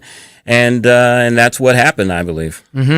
And we should have never agreed to that because, again, I don't see anything that attaches it or defines it as a right, and I see nothing that defines it as healthcare. Can you define it legitimately as a right if the Supreme Court upholds it like they did? Can you say, hey, this is a right that the Supreme Court gives me? Even though I agree with you, I don't believe it's a right. I don't think it's in the Constitution. But if the Supreme Court illegitimately says that it's legal, does that designate right status on it? For 50 years it did, but now we realize there was no right. And remember, Chris, they never did. No, I'm actually going to argue back with myself. No, there was never a right to an abortion.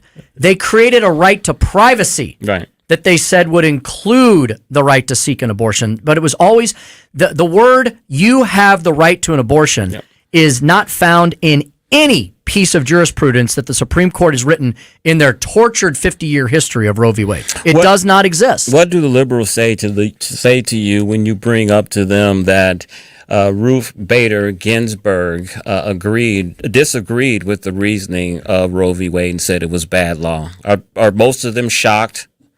Like when I say to them, no way. Yeah, they either don't believe me, or they say, well, that's not what she meant.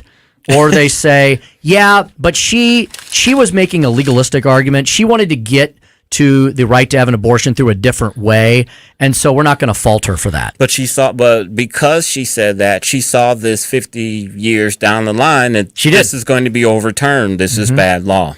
Yeah, she absolutely did. She said that the nation was not ready for Roe v. Wade, that the decision was improperly made. that she admitted that there was no right to privacy inherent in the Constitution, and she had a multitude of other problems with it. Now, she still believed that women should have the ability to get an abortion. And, ultimately, Chris, this has gone back to the states. And so if the states want to allow abortion in their state, there's going to be plenty of states in this union that are going to allow that. Yeah. It's going to still continue to exist. And that's where I think, and see, Dobbs happened so early in the year that now here we are 4 or 5 months later. The world has not come to an end, and people are still able to get abortions in the United States of America, unfortunately. That, and it's just not resonating with the American voter like the left thought it was this summer. It's just not an issue for them. Because of the crises that we're involved with every single day. All right, we've got to get out of this hour, the 5 o'clock hour, straight ahead with the Speaker's stump speech on independent indecision being over and Nathan Brand of the RNC. All of that is next here on the Tim Jones and Chris Arps Show at 101.9 94.1 News Talk STL. Made in St. Louis for St. Louis. It's News Talk STL. St. Louis's new choice for conservative talk. Let me start off with 2 words. Made in America. Even Biden's sentences are experiencing inflation. MAGA Republicans. MAGA Republicans. MAGA Republicans. No clue. He's just totally out of touch. MAGA Republicans. We're in a world of hurt in this country. MAGA Republicans. His mental capacity is diminished. MAGA Republicans. MAGA Republicans. 101.9 and 94.1. It's unbelievable what we watching. News Talk STL. Columbo here for Agers Heating and Air Conditioning. We trust Agers with our home because their number one priority is doing right by the customer. Temperatures are changing outside, and as we transition from warmer temps to cooler ones, if you have any issues keeping your family comfortable, don't wait. Call the great team at Agers so they can address the issue before it gets worse. Because whether it's repairs or replacement, Agers is there with the clarity and attention to detail your home deserves. Contact Agers now at 636-242-6515 or through their website, callagers.com. News Talk STL is proud to have Doug Voss of Safe Money Radio as part of our lineup each week. Doug has been a staple on St. Louis radio for many years as one of the leading financial experts in the area. You can hear Doug and Safe Money Radio 3 times every weekend on News Talk STL. But in case you miss anything, you can check it all out at DougVossSafeMoneyRadio.com. What else do our listeners need to know, Doug?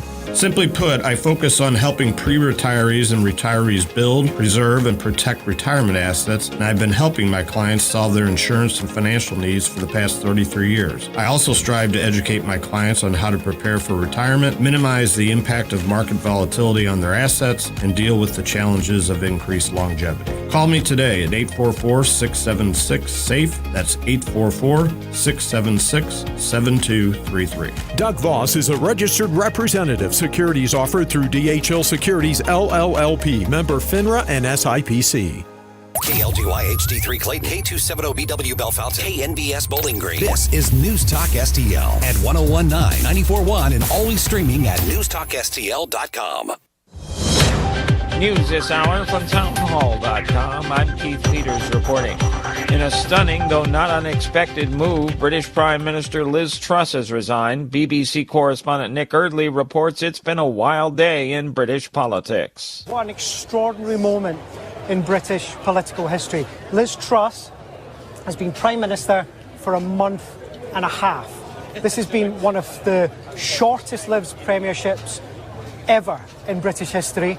And what will happen now is the quickest turnover of power that we've seen in quite some time. She bowed to the inevitable after a tumultuous 6-week term in which her policies triggered turmoil in financial markets and a rebellion in her Conservative Party obliterated her authority. Just a day earlier, Truss had vowed to stay in power, saying she was a fighter and not a quitter. Former President Obama will hit the campaign trail on behalf of Democrats in key Senate races. Correspondent Bob Agnew reports. The former president is joining his fellow Democrats late in the game, hoping to turn around his party's downward drift in the polls. Just last week, a CBS News YouGov survey showed Democrats trailing Republicans on a generic congressional ballot. A New York Times Siena College poll found voters supporting Republicans 49 to 45% over Democrats.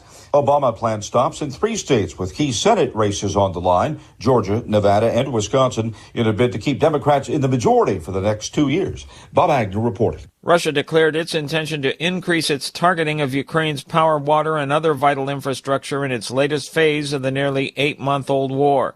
Ukrainian President Volodymyr Zelensky says that Moscow's forces have destroyed nearly a third of the country's power stations since October 10th. On Wall Street, the Dow down by 90 points, the Nasdaq dropped 65, with the S&P 500 index lower by 29. More on these stories at townhall.com. My brother-in-law died suddenly, and now my sister and her kids have to sell their home. That's why I told my husband we could not put off getting life insurance any longer. An agent offered us a 10-year, $500,000 policy for nearly $50 a month. Then we called SelectQuote. SelectQuote found us identical coverage for only $19 a month, a savings of $369 a year. Whether you need a $500,000 policy or a $5 million policy, SelectQuote could save you more than 50% on term life insurance. For your free quote, call SelectQuote at 1-800-940-6161. That's 1-800-940-6161. Or go to SelectQuote.com. That's 1-800-940-6161. SelectQuote. We shop. You save. Full details on example policies at SelectQuote.com/commercials. From the Michaels Flooring Outlet Traffic Center. This report is sponsored by Mucinex DM. Not all coughs are the same, but Mucinex DM to get cough and chest congestion relief for 3 times longer than your typical 4-hour cough and chest congestion medicines. With Mucinex DM, it's not cold and flu season, it's always comeback season. Relief with Mucinex DM, and nothing lasts longer. Accidents eastbound 270 east of McDonald in the right lanes and eastbound 270 at 170 in the left lane. Watch for brake lights approaching Highway 370. Heavy volume westbound 70 St. Charles Rock Road all the way to Highway 94. There's multiple semis on the right shoulder, possibly staging for overnight construction. In the intersection, an accident St. Charles Rock Road at Brown Road. Accident reported westbound 64 ramp to Spady, and a crash on westbound 44 west of 141. I'm Tori Lyons from the News Talk STL Traffic Center. From the News Talk STL Weather Center. I'm News 4 meteorologist Matt Chambers with your first alert forecast. A warming trend began today. I'm sure you felt it. We bounced back to near normal highs close to 70, but we won't stop there. Tonight, mostly clear, not as chilly, no frost with a low of 48. And for Friday, up to almost 80 in the afternoon under mostly sunny skies. Into the lower 80s Saturday and Sunday, too. Next chance of rain, the timing is still a little uncertain, but we'll watch for it sometime Monday to Wednesday. That's your first alert forecast. I'm meteorologist Matt Chambers. News, analysis, opinion. None of us chose this war. He could pick a symbolic target. In the end, it comes down to, will he ever use it? This is News Talk STL. He's obviously acknowledging that he ordered those strikes. Proven once again that it is a terrorist state. North Korea threatens things that are very extreme. As far as Joe Biden, everything he touches turns into a disaster. News Talk STL at 1019, 94.1, and newstalkstl.com. Hey, this is Chris Arps to tell you about my friends over at the Dental Link, a state-of-the-art facility offering a full range of dental services, including cosmetic and implant dentistry. I've been telling you these last few weeks about my dentistry journey. I get text messages that tell me when my next appointment is, and surprisingly, my next appointment is October 31st, Halloween. I should be scared, but I'm not scared because when I go to Dr. Link, I'm in good hands. The staff is wonderful, and I feel right at home. So if you're missing one or more teeth or suffer from loose dentures, mini dental implants might be the solution for you. Many dental implants are less invasive, less painful, and your recovery time is much shorter. Plus, best of all, the cost to you is much less than with older, more traditional dental implants. 2 convenient locations in Baldwin and Melville. Call the Dental Link today at 314-794-6464. That's 314-794-6464. That's thedentallink.com, thedentallink.com. St. Louis Columbus's place to talk. Because that's where the votes are getting stolen. When you get into the facts and logic and reason thing, it drives me crazy because you're right. I call it the oh my God virus. News Talk STL. News, analysis, opinion.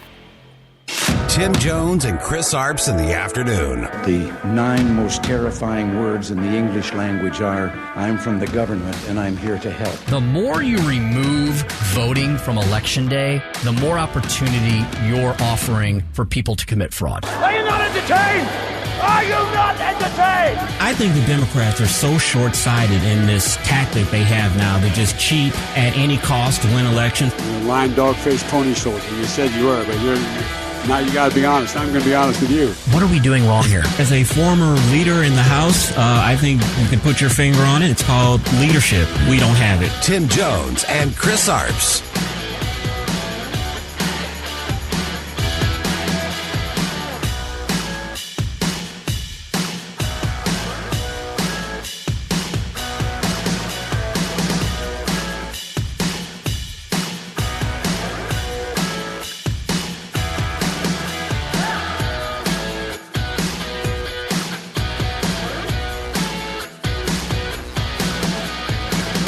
In 2016, Kamala Harris, Amy Klobuchar, and Hillary Clinton, everybody on the Democrat side said the election had problems. Ms. Lake, there definitely has been some of that, but I want to say in 2000, Al Gore conceded. In 2004, John Kerry conceded. In 2016, Hillary Clinton conceded, and we didn't see that in 2020. That's the difference. And so the question is, are you undermining faith in elections? Dana, in 2018, Stacey Abrams never conceded. She still hasn't. I don't hear CNN calling her an election denier. We have the right, and it's protected with our First Amendment, to question our government and to question elections. No question and we about still that. have the First Amendment. Yep. We still have the First Amendment. And when you start seeing the media cancel people for questioning their government, then that's when we have a problem. I totally agree about the First Amendment. You and I are benefiting from the First Amendment as we speak. So, welcome back to the Tim Jones and Chris Arp Show, the 5 o'clock hour of the Tim Jones and Chris Arp Show. Remember, we have a 6 o'clock hour straight ahead, which will feature Derek Good, jam-packed, Derek Good of Jefferson County, talking about a huge new economic development project, and Jim Carafano, International Man of Mystery. 508-509 now here in the Heartland, 1019, 94.1 News Talk STL. So, Chris, let me get this straight. Because Democrats who won the House, the Senate, and the White House didn't complain or make any qualms about the legitimacy of elections in 2020. Because they didn't complain about it in that 1 year, then nobody gets to complain about legitimacy of elections any longer. Yeah, I mean, the Democrat Party is the party of the donkey, and it's also the party of hypocrisy. And they also have very selective memories on a lot of different things, and this is one of them. You know, as I said early in the show, they were election deniers ever since 2000 when they came up with their popular phrase that George Bush wasn't elected, he was selected by the Supreme Court. So they have a much longer history of election denial than Republicans, but unfortunately, as Carrie Lake said in that clip, and what she's said many, many times, is the media is biased and they're not going to report it. Boy, they fear her. They being the national corporate media. They absolutely dread Carrie Lake being governor of a major state for the next 4 years, don't they? And what they're afraid of, they say, oh my God, we will have an election denier that is the governor of a state that is a swing state during the presidential elections. That's the fear mongering that they do with a lot of these governor candidates and secretary of state candidates. If they win, they will owe some allegiance to Donald Trump, and they have levers can wield the levers of power over the elections, and they're somehow going to cheat. That's the fear mongering that they're doing. You know, the left, like with everything else, could have taken care of this problem a long time ago, but because they always go all in on a subject, they never leave any room for disagreement. Then when they do that, when they go all in on something and they double and triple and quadruple down on it, years down the road, then they can't admit any error. Otherwise, their entire narrative falls apart. So, for example, they should never have said, like they did after Donald Trump was defeated, they said, they were like, oh, well, thank God we got him out of the White House. So now now not only do we beat Donald Trump, we're going to say this was a pristine, perfect election. Yeah. There was not a single problem with it. Chris, if they would have said, you guys got some good arguments. There's some anomalies here. There's some anomalies there. You know what? Yeah, there's a little bit of voter say something like, yeah, there was a little bit of voter fraud in Chicago, where it's not going to matter, right, Stel? Because it's not going to overturn the elections there. Because you could say there's a lot of voter fraud in Chicago, it won't matter. Or Philadelphia. Yeah, Republicans are never going to win there. So they could have said that, Chris, and then they could have said, but you guys are going way too far with this. There wasn't this widespread fraud. Yeah, we'll admit that there's some problems here, but they said it was a perfect election, that there was nothing wrong with it. And now this New York Times Siena poll comes out, and Jen Psaki is distraught that there are a huge amount of Democrats, 30% of Democrats, who question the 2020 election. Yeah, they have to say it's a perfect election because their whole narrative is that there is never any fraud in elections.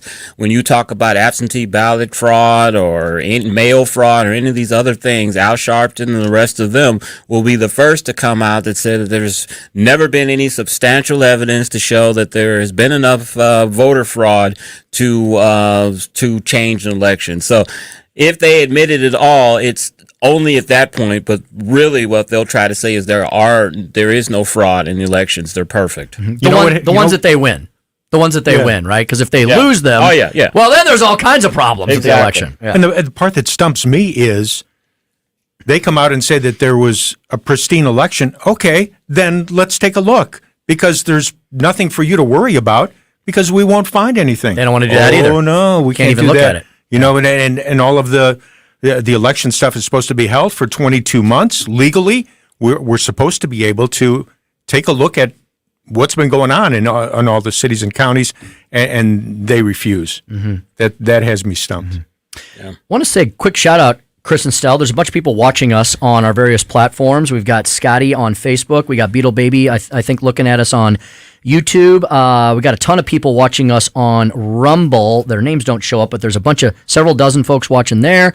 So people are watching us on Rumble, our YouTube channel, the Tim Jones and Chris Arps Show. You have to search for that specifically on YouTube, and our own channel comes up on Facebook. And of course, you're listening to us online, on the radio, on Alexa, and on your apps. So thank you to everybody, and hello to all of you as well.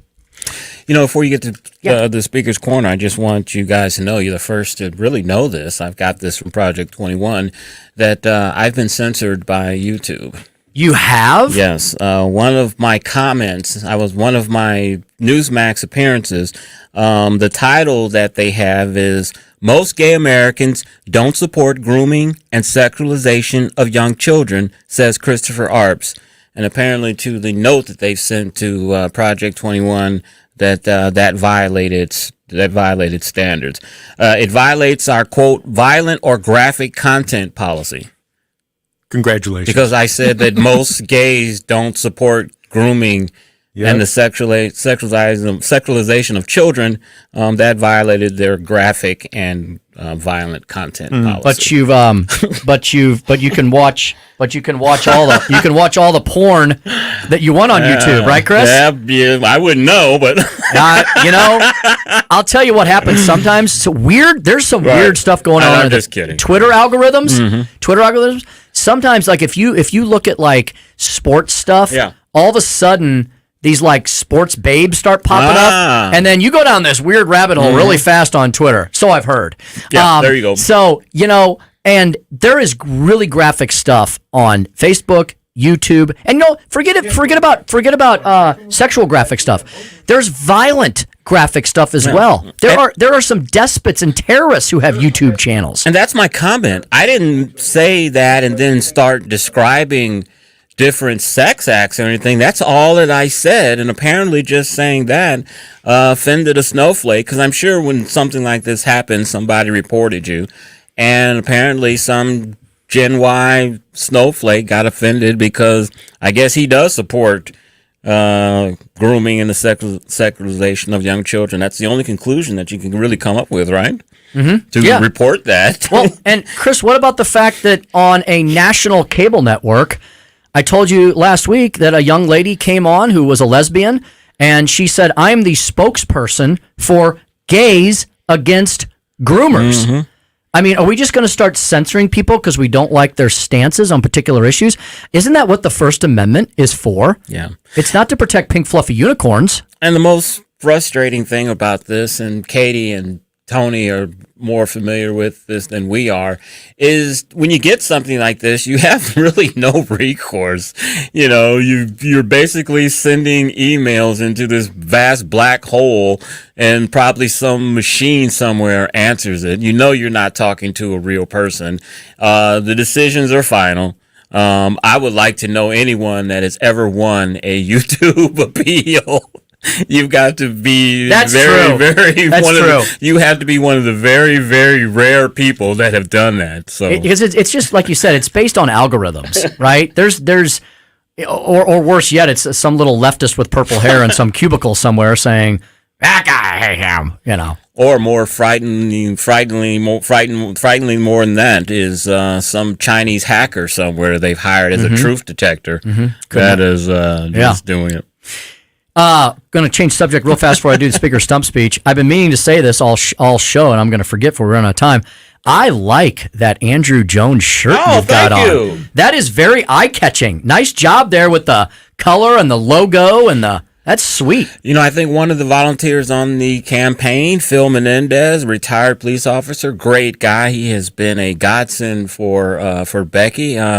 He found a T-shirt guy that did these and put these together. Tim, as you know, you need T-shirts along with candy for parades. And he did a parade in the St. Louis Hills, I think one of the parishes, and we had T-shirts. If you get me one of those, I'll wear it, and I'll tell people Right. when they ask me who's that, I'll be like, well, yeah, it's my uncle. You know, Uncle Andrew. What was really great, I was coming down here, and I was took a little detour and everything, and went around the Grand Water Tower. You know, that's the hood. You know, that's North St. The one Louis. up in yeah, the north one. right, Northland, and then Okay. and a lonely Andrew Jones sign was there in the circle. How about I that? did not put it there. They're growing like weeds, Chris. I almost ran off the road. I'm like, what the hell is the Andrew Jones sign doing here? I didn't put it there. They're urban tumbleweeds. Yeah, they're all in my garage. That's really funny. That's great. So that was encouraging. Well, speaking about encouraging things, that I think this could help Andrew Jones and so many other people like him who are trying to take out establishment activist leftists. Let's do today's Speaker Stump Speech. Listen to me, listen to me. I'm very consistent. I'm a very stable genius. You want answers. I want the truth. You can't handle the truth. Are you not entertained? Are you not entertained? So that's another reason we need communism. It's time for the Speaker Stump Speech, sponsored by Hanson's Tree Service at hansonstree.com. So, we talked quite a bit earlier this week about a major demographic that the Democrats, well, actually, we've talked about a lot of, you know what, Chris, these demographics are starting to pile up. For a long time, we've been carefully watching and analyzing the movement of Hispanic Americans who have been shifting away in droves from the Democratic Party. In fact, if you look at the last 2 or 3, 4 midterm election cycles, it's almost half of Hispanic voters that have said they will not be voting Democratic this year. They'll be voting for a Republican candidate. Then we started noticing a movement amongst other folks of color. We noticed it amongst the Asian American community. We have noted it more recently that black male voters are moving away from the Democratic Party. And then yesterday, we're not sure exactly where this is going, but we saw a voting metric that said black women voters, not necessarily they're voting Republican, but it was an issue examination. And it said that those voters, like all the other voters, as Chris pointed out, they're going to vote. Their number one issues are not abortion. They happen to be inflation, the economy, making ends meet, having enough food on the table, and money at the end of the month to pay all the bills. And then we see that the issues that are starting to pop up are starting to affect all women voters. Women voters who carried the day largely for Democrats all across the land that got them control of Congress, the Senate, and Joe Biden in the White House that they so heavily relied upon. They are breaking away from the Democratic Party. Now we see another important voting bloc. So look, we've got Hispanic Americans, we've got Asian Americans, we've got black voters, male and female. We've got women as a voting bloc in and of itself. Independent voters as a voting bloc are moving away from the Democratic Party and breaking in droves for the Republican Party. Two things I heard today, quickly. I know I got to wrap this up. Two things I heard.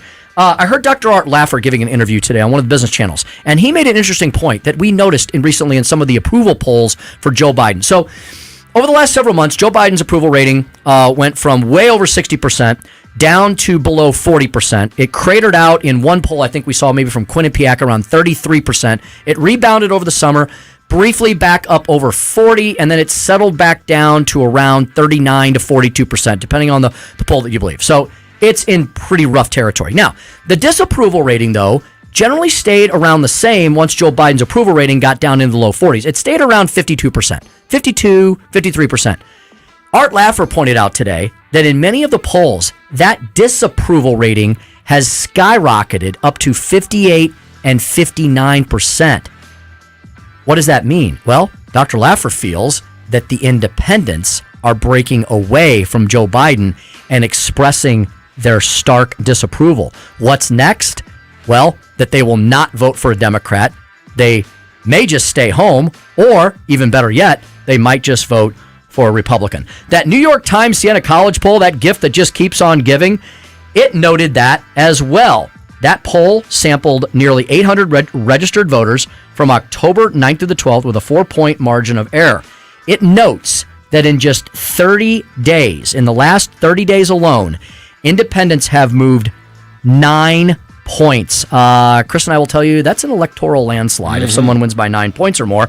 9 points in favor of Republicans, along with women, 13 points, and check this one out.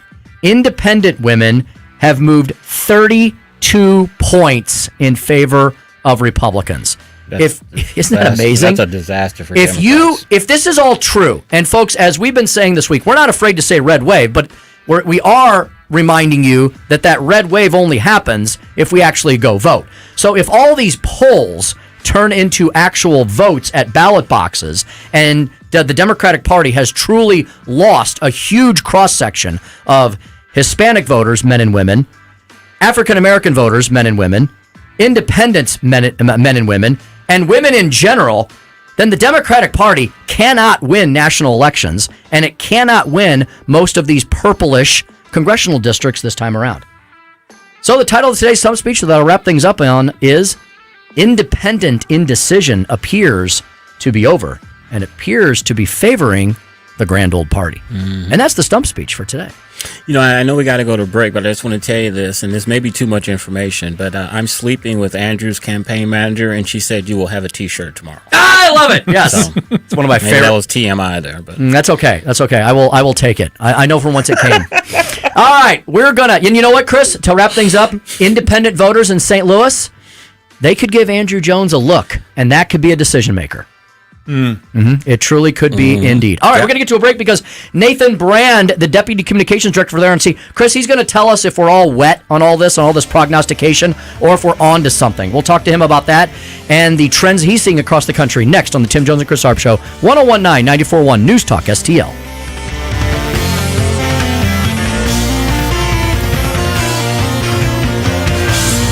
It's the Tim Jones and Chris Arps Show.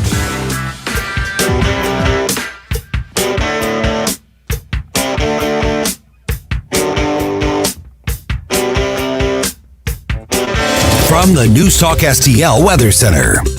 I'm News 4 meteorologist Matt Chambers with your first alert forecast. A warming trend began today. I'm sure you felt it. We bounced back to near normal highs close to 70, but we won't stop there. Tonight, mostly clear, not as chilly, no frost with a low of 48. And for Friday, up to almost 80 in the afternoon under mostly sunny skies. Into the lower 80s Saturday and Sunday, too. Next chance of rain, the timing is still a little uncertain, but we'll watch for it sometime Monday to Wednesday. That's your first alert forecast. I'm meteorologist Matt Chambers. From the Michaels Flooring Outlet Traffic Center. This report is sponsored by Wendy's $5 Biggie Bag. Wendy's Biggie Bag, still just $5. Get a double-stacked junior bacon cheeseburger or crispy chicken BLT, plus 4-piece nuggets, small fries, and a small drink. Grab your bag at Wendy's. U.S. price of participation may vary. Prices may be higher in Alaska and Hawaii. Solid delays on eastbound 270 due to earlier accident eastbound 270 east of Lindbergh, and there's an accident eastbound 270 at 170. Heavy volume westbound 70, 172 Highway 94. Trucks are staging for some overnight road work on the right shoulder. An accident eastbound 70 at St. Charles Rock Road. Traffic backs up south 270 Page to Manchester. Accident westbound 44. 41. Your jam westbound 4064, 364 to I-70 and crawling southbound 55 between the Poplar Street Bridge and Potomac. I'm Tori Lyons from the News Talk STL Traffic Hi, Center. Sean Long for STL FenceWorks. For over 50 years, our time-honored commitment to quality, service, and affordability make STL FenceWorks the go-to authority for fence, deck, and leisure space projects. During these unsure times of severe inflation and supply shortages, you can depend on STL FenceWorks to meet your needs. Being the #1 fence and deck contractor in the state, we've leveraged our position to make contract buy-ins hedging against price increases. Also, our buying power has allowed us to stockpile fence and deck material. There are no shortages at STL FenceWorks. In fact, we have more fence and deck material on hand now than we have had at any time in our 50-year history. Lastly, our commitment to a quality and customer-first approach has never wavered. Your project will be completed by experienced craftsmen in a timely manner, and our lifetime warranty reinforces that commitment. STL FenceWorks warranty surpasses anything offered in the industry. Visit STLFenceWorks.com and allow us to bring your backyard dreams to life. As always, at STL FenceWorks, your satisfaction is our passion. Stay top of mind with your customers, stand out from the competition, and drive productivity with a podcast for your business from Epic STL Podcasts. Log on to newstalkstl.com and click on the Epic STL Podcast button to learn more. Columbo and Katie. When is the timeline of an announcement like that appropriately expected? First off, if it was not Donald Trump, I would tell you that it would happen probably next spring, late winter, early spring. Donald Trump doesn't do things traditionally. No. I would argue, it would not surprise me that he would, if he were to announce, that he were to announce between the election and the end of the year. Tony Columbo, Katie Fitzpatrick. Weekdays at 2 on News Talk STL. Hi, this is State Representative Jim Murphy. Rising prices, crime, government overreach. These are issues on the minds of St. Louisans. As your state rep, I share your concerns. I filed legislation that reins in out-of-control bureaucrats, puts an end to gangs pilfering through our cars, and gets stolen guns off the streets. I have voted against out-of-control spending and voted for the biggest tax cut in Missouri history. I ask for your support in November as this work has just begun. Vote Jim Murphy, your state rep. Paid for by Citizens for Murphy. Mary L. Murphy, Treasurer. Whether at home or at work, you're mobile. So when you're mobile, stay mobile. Keep St. Louis's home for conservative talk with you wherever you go. Download the News Talk STL app in the App Store or at newstalkstl.com. This hour of Jones and Arps is brought to you by Stifel. Contact your Stifel financial advisor at stifel.com. That's STIFEL.com.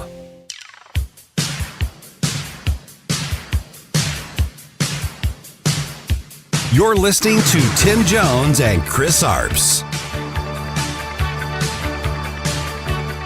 It's never been easier to vote. It's never been easier to vote. It's never been easier to vote. In Florida, you can now vote by mail for any reason. You can vote, for example, 10 days before the election. You can vote on Election Day. In Georgia, which they claim to be the place that was suppressing all the votes, you had record African-American voter turnout. To compare what's happening now to the Jim Crow era, where people were literally murdered, where people were forced to take poll taxes and pay poll taxes and literacy tests. What are we talking about here? We're talking about this. We're talking about, number one, when you go vote, you show an ID. I have been a Hispanic man my entire life. I'm a minority. I've never felt like producing an ID disadvantages my ability to vote. Everyone has an ID. You can't even check into a hotel. You can't buy Sudafed at Walgreens without an ID. That's number one. Number two is you can't collect a bunch of ballots. Harvesting of ballots. Cars showing up with tons of ballots sitting in the trunk of a car. Things like that they want to force down the throat of every state in the country. We don't need that federal law imposed on every state. Florida has very good election laws, and other states have very good election laws, and the states that don't have very good election laws are the states that actually have gone in the opposite direction of weakening security for the ballot. Well, hope hope you didn't get hit by that shrapnel. Boy, Senator Marco Rubio came loaded for bear on that answer, didn't he, Chris? Well, he had to, because if you watch other parts of that debate, Val Demings called him a liar and said, and really kind of belittled him, said she sponsored health care legislation and suggested that it would apply to him in one of her answers. So she kind of deserved it. Could not agree more. Let's bring in our next guest who's going to help us analyze and give us some perspective to the entire country and all these important races that are going on near and far. He's frequent friend of the show, friend of the station, Nathan Brand, Deputy Communications Director for the RNC. You can follow him on Twitter at Nathan Brand WA, GOP.com. Nathan, good afternoon. Welcome back to the Tim Jones and Chris Arps Show.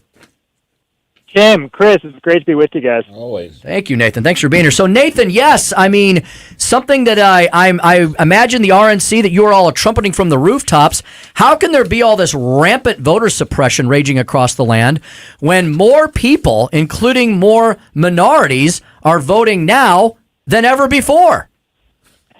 Yeah, especially in places like Georgia. Remember, Georgia, as Rubio highlighted there in that clip you said, was ground zero for figuring out how to fix our election system, and they got a great bill passed with Governor Kemp signing the law, and everyone from Joe Biden to Stacey Abrams and everyone else went down to Georgia and said, voter suppression, voter suppression, voter suppression.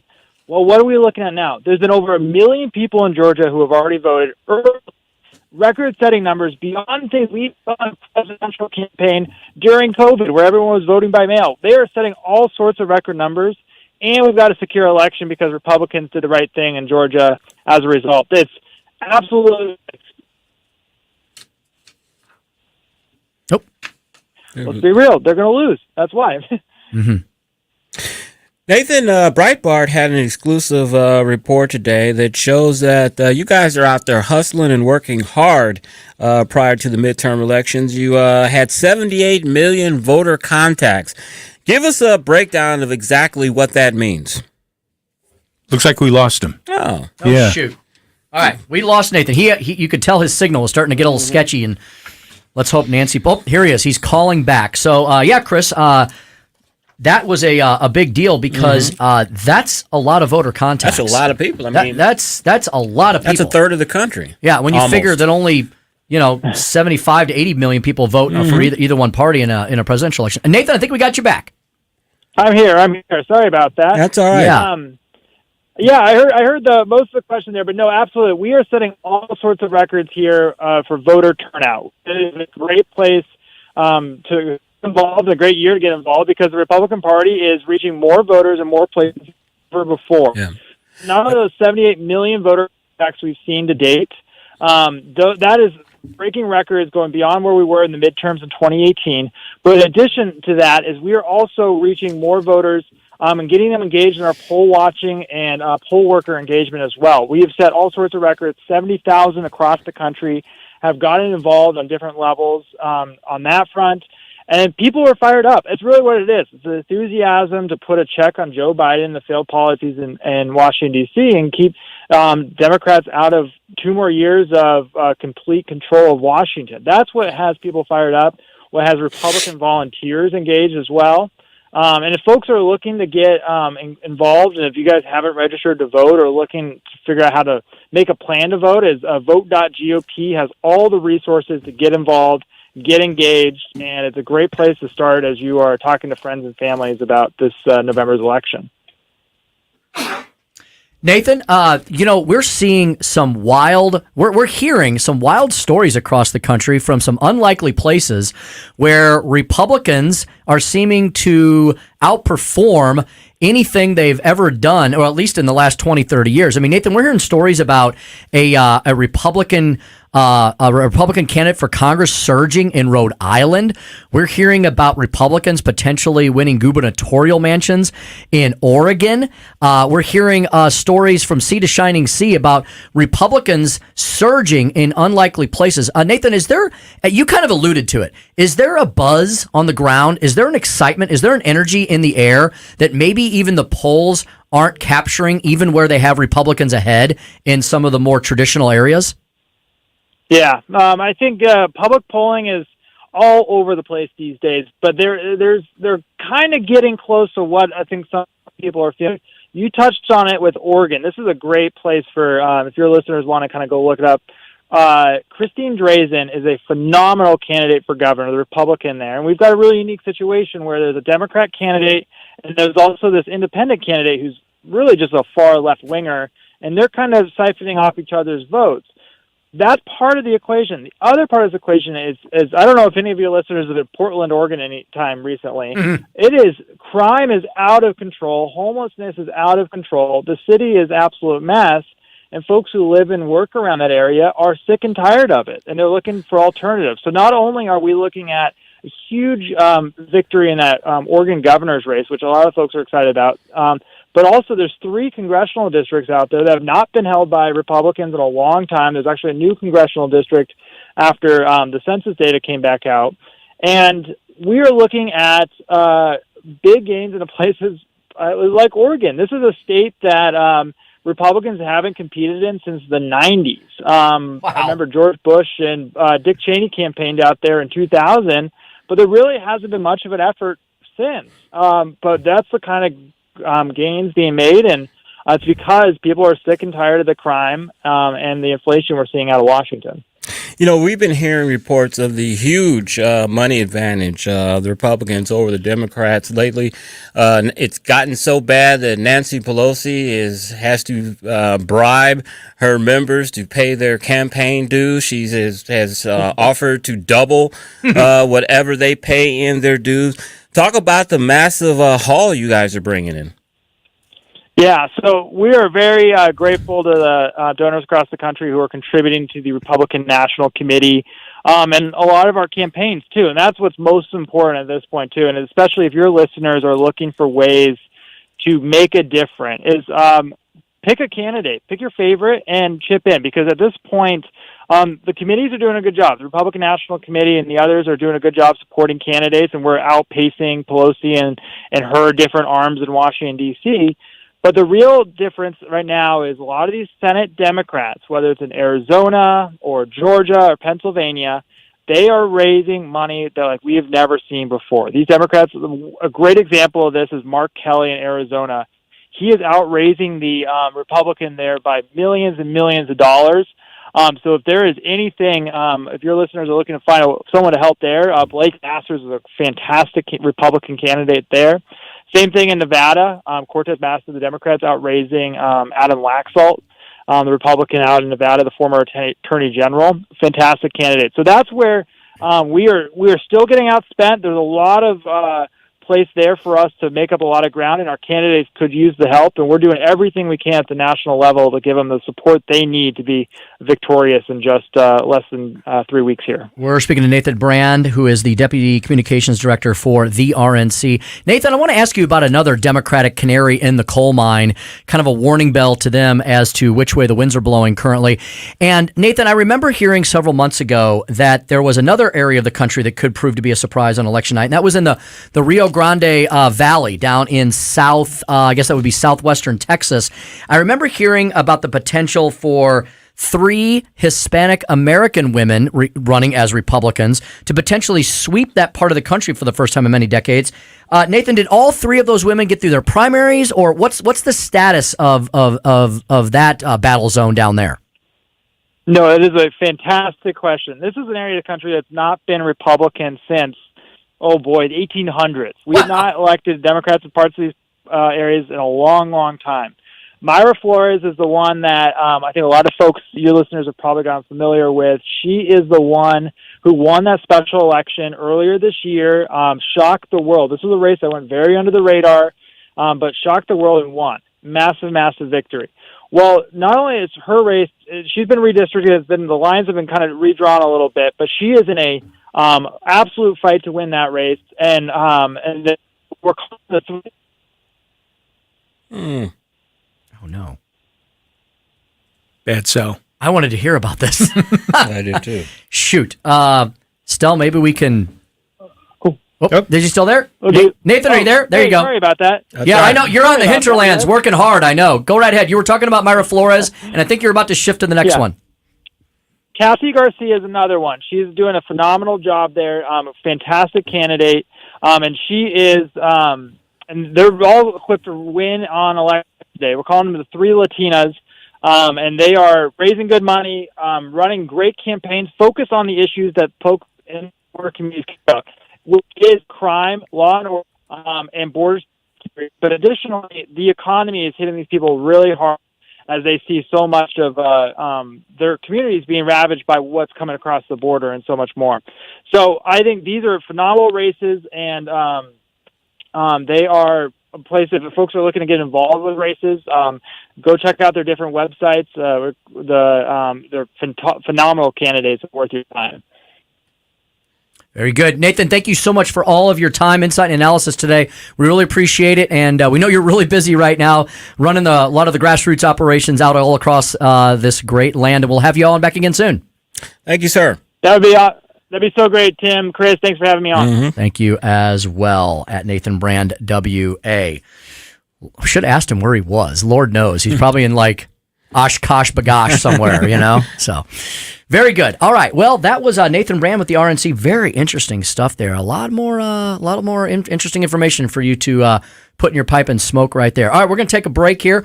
When we come back, folks, we can open up the phone lines for you all. 314-912-1019 if you'd like to give Chris and I a call. Give me a call. Chris and me a call. There you go. Chris and me a call. Yeah, I'll get it right eventually still. Call us. Call us. 314-912-1019 when Chris and I return here on the Tim Jones and Chris Arps Show, 1019 94.1 News Talk STL. Follow us on Getter at News Talk STL. From the Michaels Flooring Outlet Traffic Center. This report is sponsored by Blindster. Do you need new blinds or shades? Blindster.com offers custom-made blind shades and shutters shipped directly to you at prices less than big box retailers. Blindster blinds, easy to install, guaranteed to fit. Don't overpay for new blinds. Shop and save big at Blindster.com. Southbound 55 at Potomac, a stall blocking the right lane. Traffic, a solid backup approaching the Poplar Street Bridge. Accident northbound 55 at Butler Hill. There's a crash blocking the left lane westbound 44 west of 141. Watch for brake lights at 270. Stop and go westbound 4064, 364 to I-70. Accident westbound 364 at the Veterans Bridge. Westbound 70 backs up 270 to Highway 94.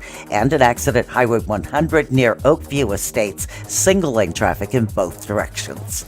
I'm Tori Lyons from the News Talk STL Traffic Center. From the News Talk STL Weather Center.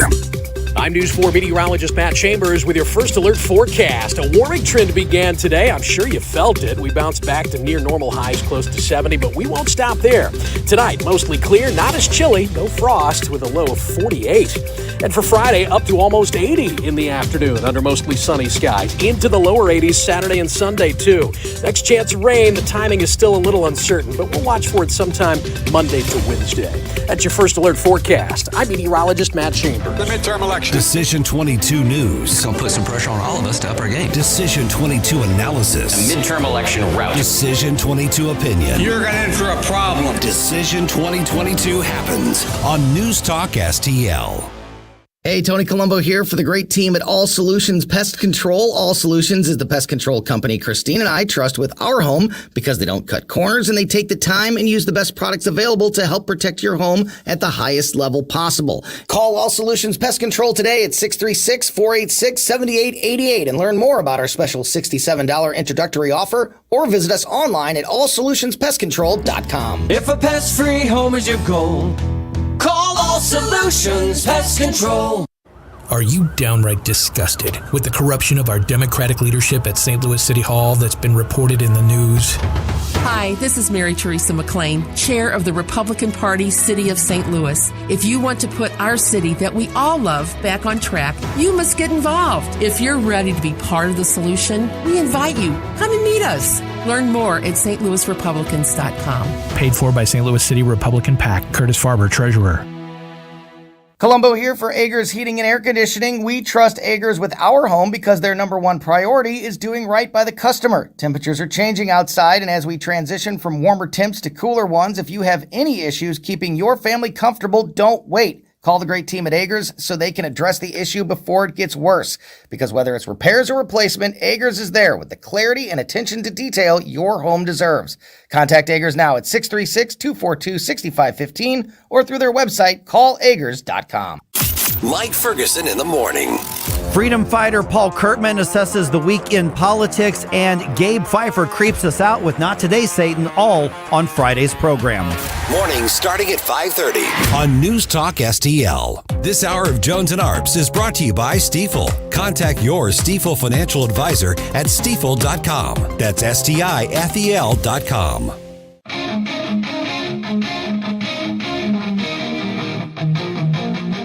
You're listening to Tim Jones and Chris Arps. And we have another fierce advocate for Michiganders here, Congresswoman Rashida Tlaib. Thank you. There she is. Thank you for your leadership. Yeah, on what? Her leadership on what? Did I miss something? Her leadership on leading the anti-Semitic caucus in the House of Representatives. She's done a fantastic job of that. She has not hidden who she is at all. She hates Israel, and she's proud of it, and she dares you to say anything to her about it. You remember when her and her other colleagues said something crazy, anti-Semitic, and instead of Nancy Pelosi and her colleagues condemning her comment, they did a general comment against racism and anti-Semitism instead of condemning her specifically. So she runs it. I'm looking that up for you. I'm trying to remember what she said. Let's see. Rashida Tlaib. She tweeted something and then she deleted it. It was a post containing an anti-Semitic slogan for the elimination of the state of Israel. Not like we don't like Israel. We want to eliminate it. So, Chris, that's a voting bloc that we haven't talked about in a long time. I wonder when we're going to see more Jewish American voters start. All these other groups are moving away from the Democratic Party. Don't you just want to go up to any Democratic Jewish American voter and go, these people over here in the party you vote for, they hate you. Yeah. Not only do they hate you, they want to destroy the country from whence you came. I think, like African Americans, they are adherents to the Democratic Party because they're supposed to be the party of compassion and the party that's for the little guy and for minorities. And I think because of that, that's why. I think also there are a lot of prominent Jewish people that run industry, run Hollywood, run the entertainment industry, other places.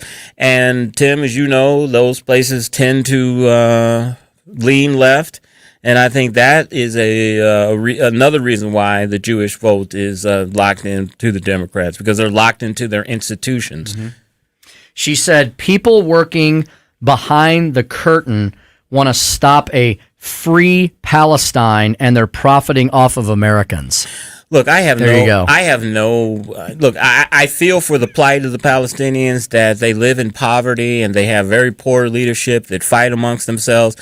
But my sympathy for them ends there, because if you look back on the history of this, when Yasser Arafat, head of the PLO, a terrorist organization, was still alive, and Bill Clinton was president, the Jewish state agreed to a deal that really made them unsafe, but was going to give them their own state.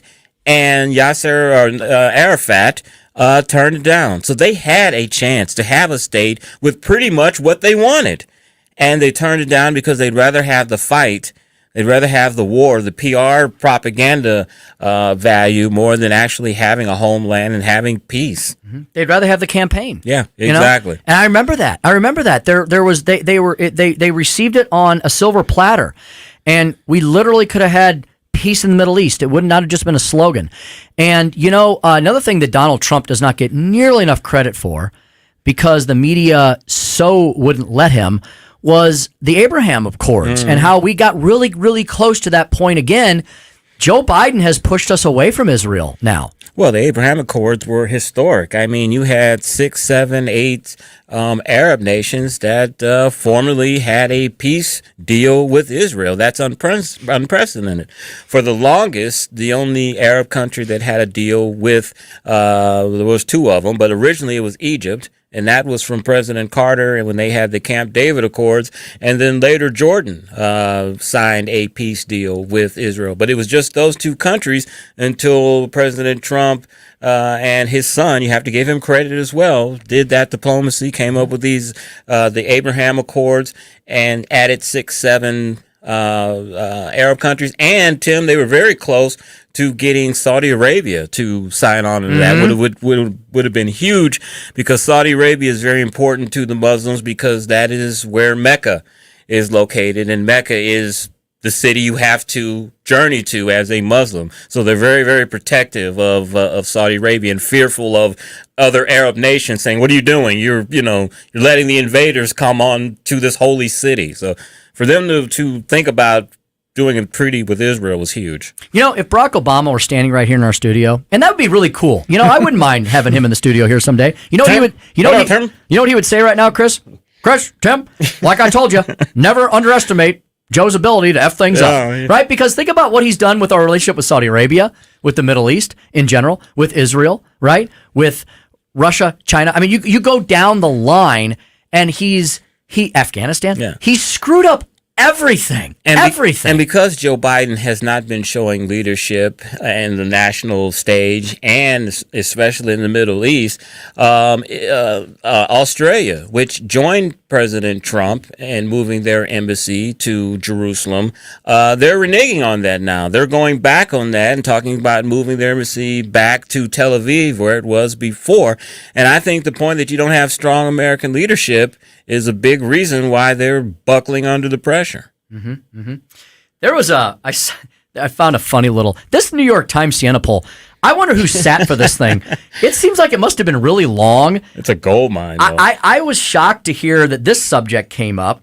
Somebody was talking about it last night as I was driving home after our show, and it was nearly 60% of voters think that this is a major threat to democracy.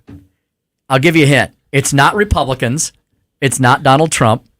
It's not January 6th insurrectionists. The mainstream media, 60%, I saw that. 60% of voters think the mainstream media is the major threat to democracy. I mean, man, if you're a Democrat right now, there's you can't find anything anywhere to run on. But, I would question that in the one sense. 60% of Americans agreeing on anything is unusual. But you know what, Tim? Those on the left and the right agree with that, but for different reasons. Those on the left would say, hey, the media is too soft on Republicans and let them get away with things. There are actually Democrats and leftists that do think that the media is too beholden to Republicans. But I think both of them distrust the media, not because they think they're unfair to their particular sides. Everyone looks through things through their own lens. Mm-hmm. I find it interesting. I wonder if they defined mainstream media, because mainstream media to me would be liberal media. I wouldn't put Fox News or Newsmax as mainstream media. And listen to this. It gets even bigger. So a major threat. So 60% said it was a major threat. 84% of those polled said the mainstream media was a threat, with a subsection calling it a major threat. I think that's remarkable. And you know what? It's also sad, because I don't want our media to be an epic fail, right? I would like our media. I don't care if it's ABC, CBS, NBC, CNN, whoever. I want them to report objectively. I want people to be informed, right? I want them to be informed about what the Republican position is on things and what the Democratic position is on things, not ideology and indoctrination. Well, I'm a free marketeer and a capitalist, and not saying you're not. Of course you are, Tim. But I don't look. If the general public thinks that these institutions are corrupt, and let them fall by the wayside like the dinosaurs, and let's see new media outlets like One America News and Newsmax and even the liberals have their channel as well, and compete in the arena of ideas. Yeah, and you're seeing that in the cable world because CNN is getting crushed. Profits, revenue, ratings. MSNBC is always going to have the 22% of Americans who are far leftist. The problem though is we can't get rid of the dinosaur networks because they're on the public airwaves. I think CNN, and I know probably a lot of our audience are going to drive off the road, but I think CNN is actually going to make a rebound. And because you see the people that they have fired, you see how they seem to be more news-oriented than going after Donald Trump all the time. I think, I'm not going to say they're going to be Fox News or Newsmax, but I think they're going to try to tack a little more to the center, especially with the 2024 election coming up, and want to be viewed as a reliable source for news, not just a propaganda organ for the Democratic Party. You know how they'll make a major comeback if Donald Trump runs for office. Yeah. But they can't be like they were, or they'll be even worse. Mm-hmm. I just want them to stop. They still have so much of the public's attention because the Foxes and the Newsmaxes of the world still only make up a small percentage of what people see. And the Hunter Biden laptop story there. If that had been more fully, if the New York Post hadn't been censored, then Joe Biden may not have won the presidency, whether you believe in the vote count or not. But I do like the fact that cable news is where you're going to find people that are really interested in news and news junkies. Very true. And I like the fact that Fox News slams CNN and MSNBC nightly, so that gives me encouragement. Yeah, don't miss Tucker's monologue. I just love it. All right, we're going to get out of here for this hour. In the 6 o'clock hour, we've got lots of great stuff coming up. Do not go anywhere.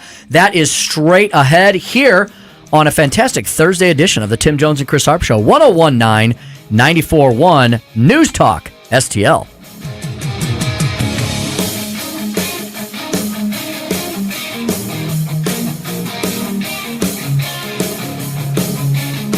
Made in St. Louis for St. Louis. It's News Talk STL.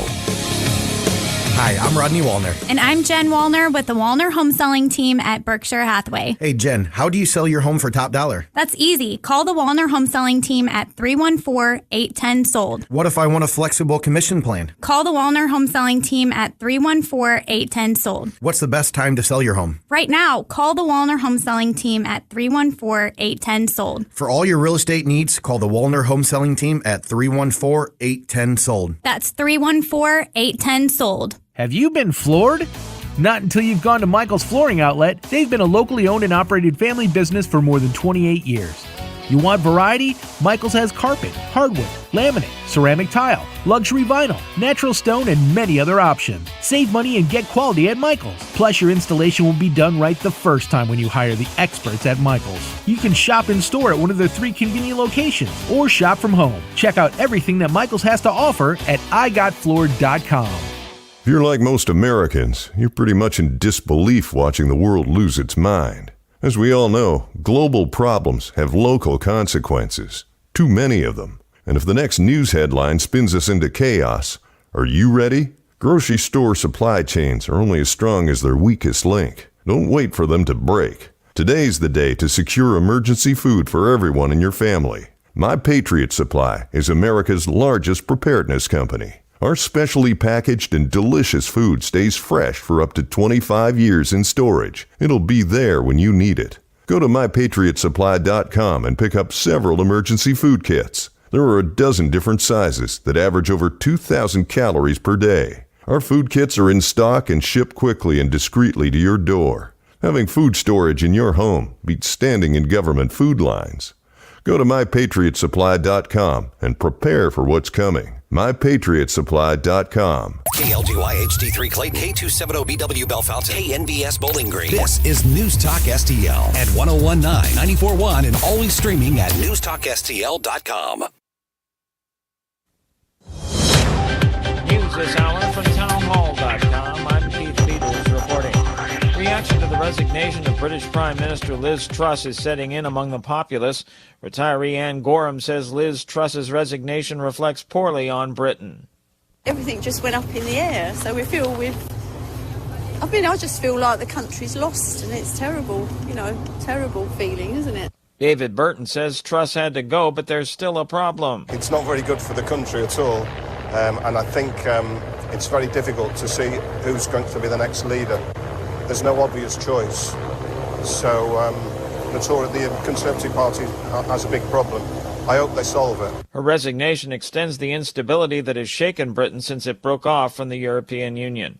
A man who attacked GOP Congressman Lee Zeldin will be released to rehab. The man who accosted Republican gubernatorial candidate Lee Zeldin at a campaign event in western New York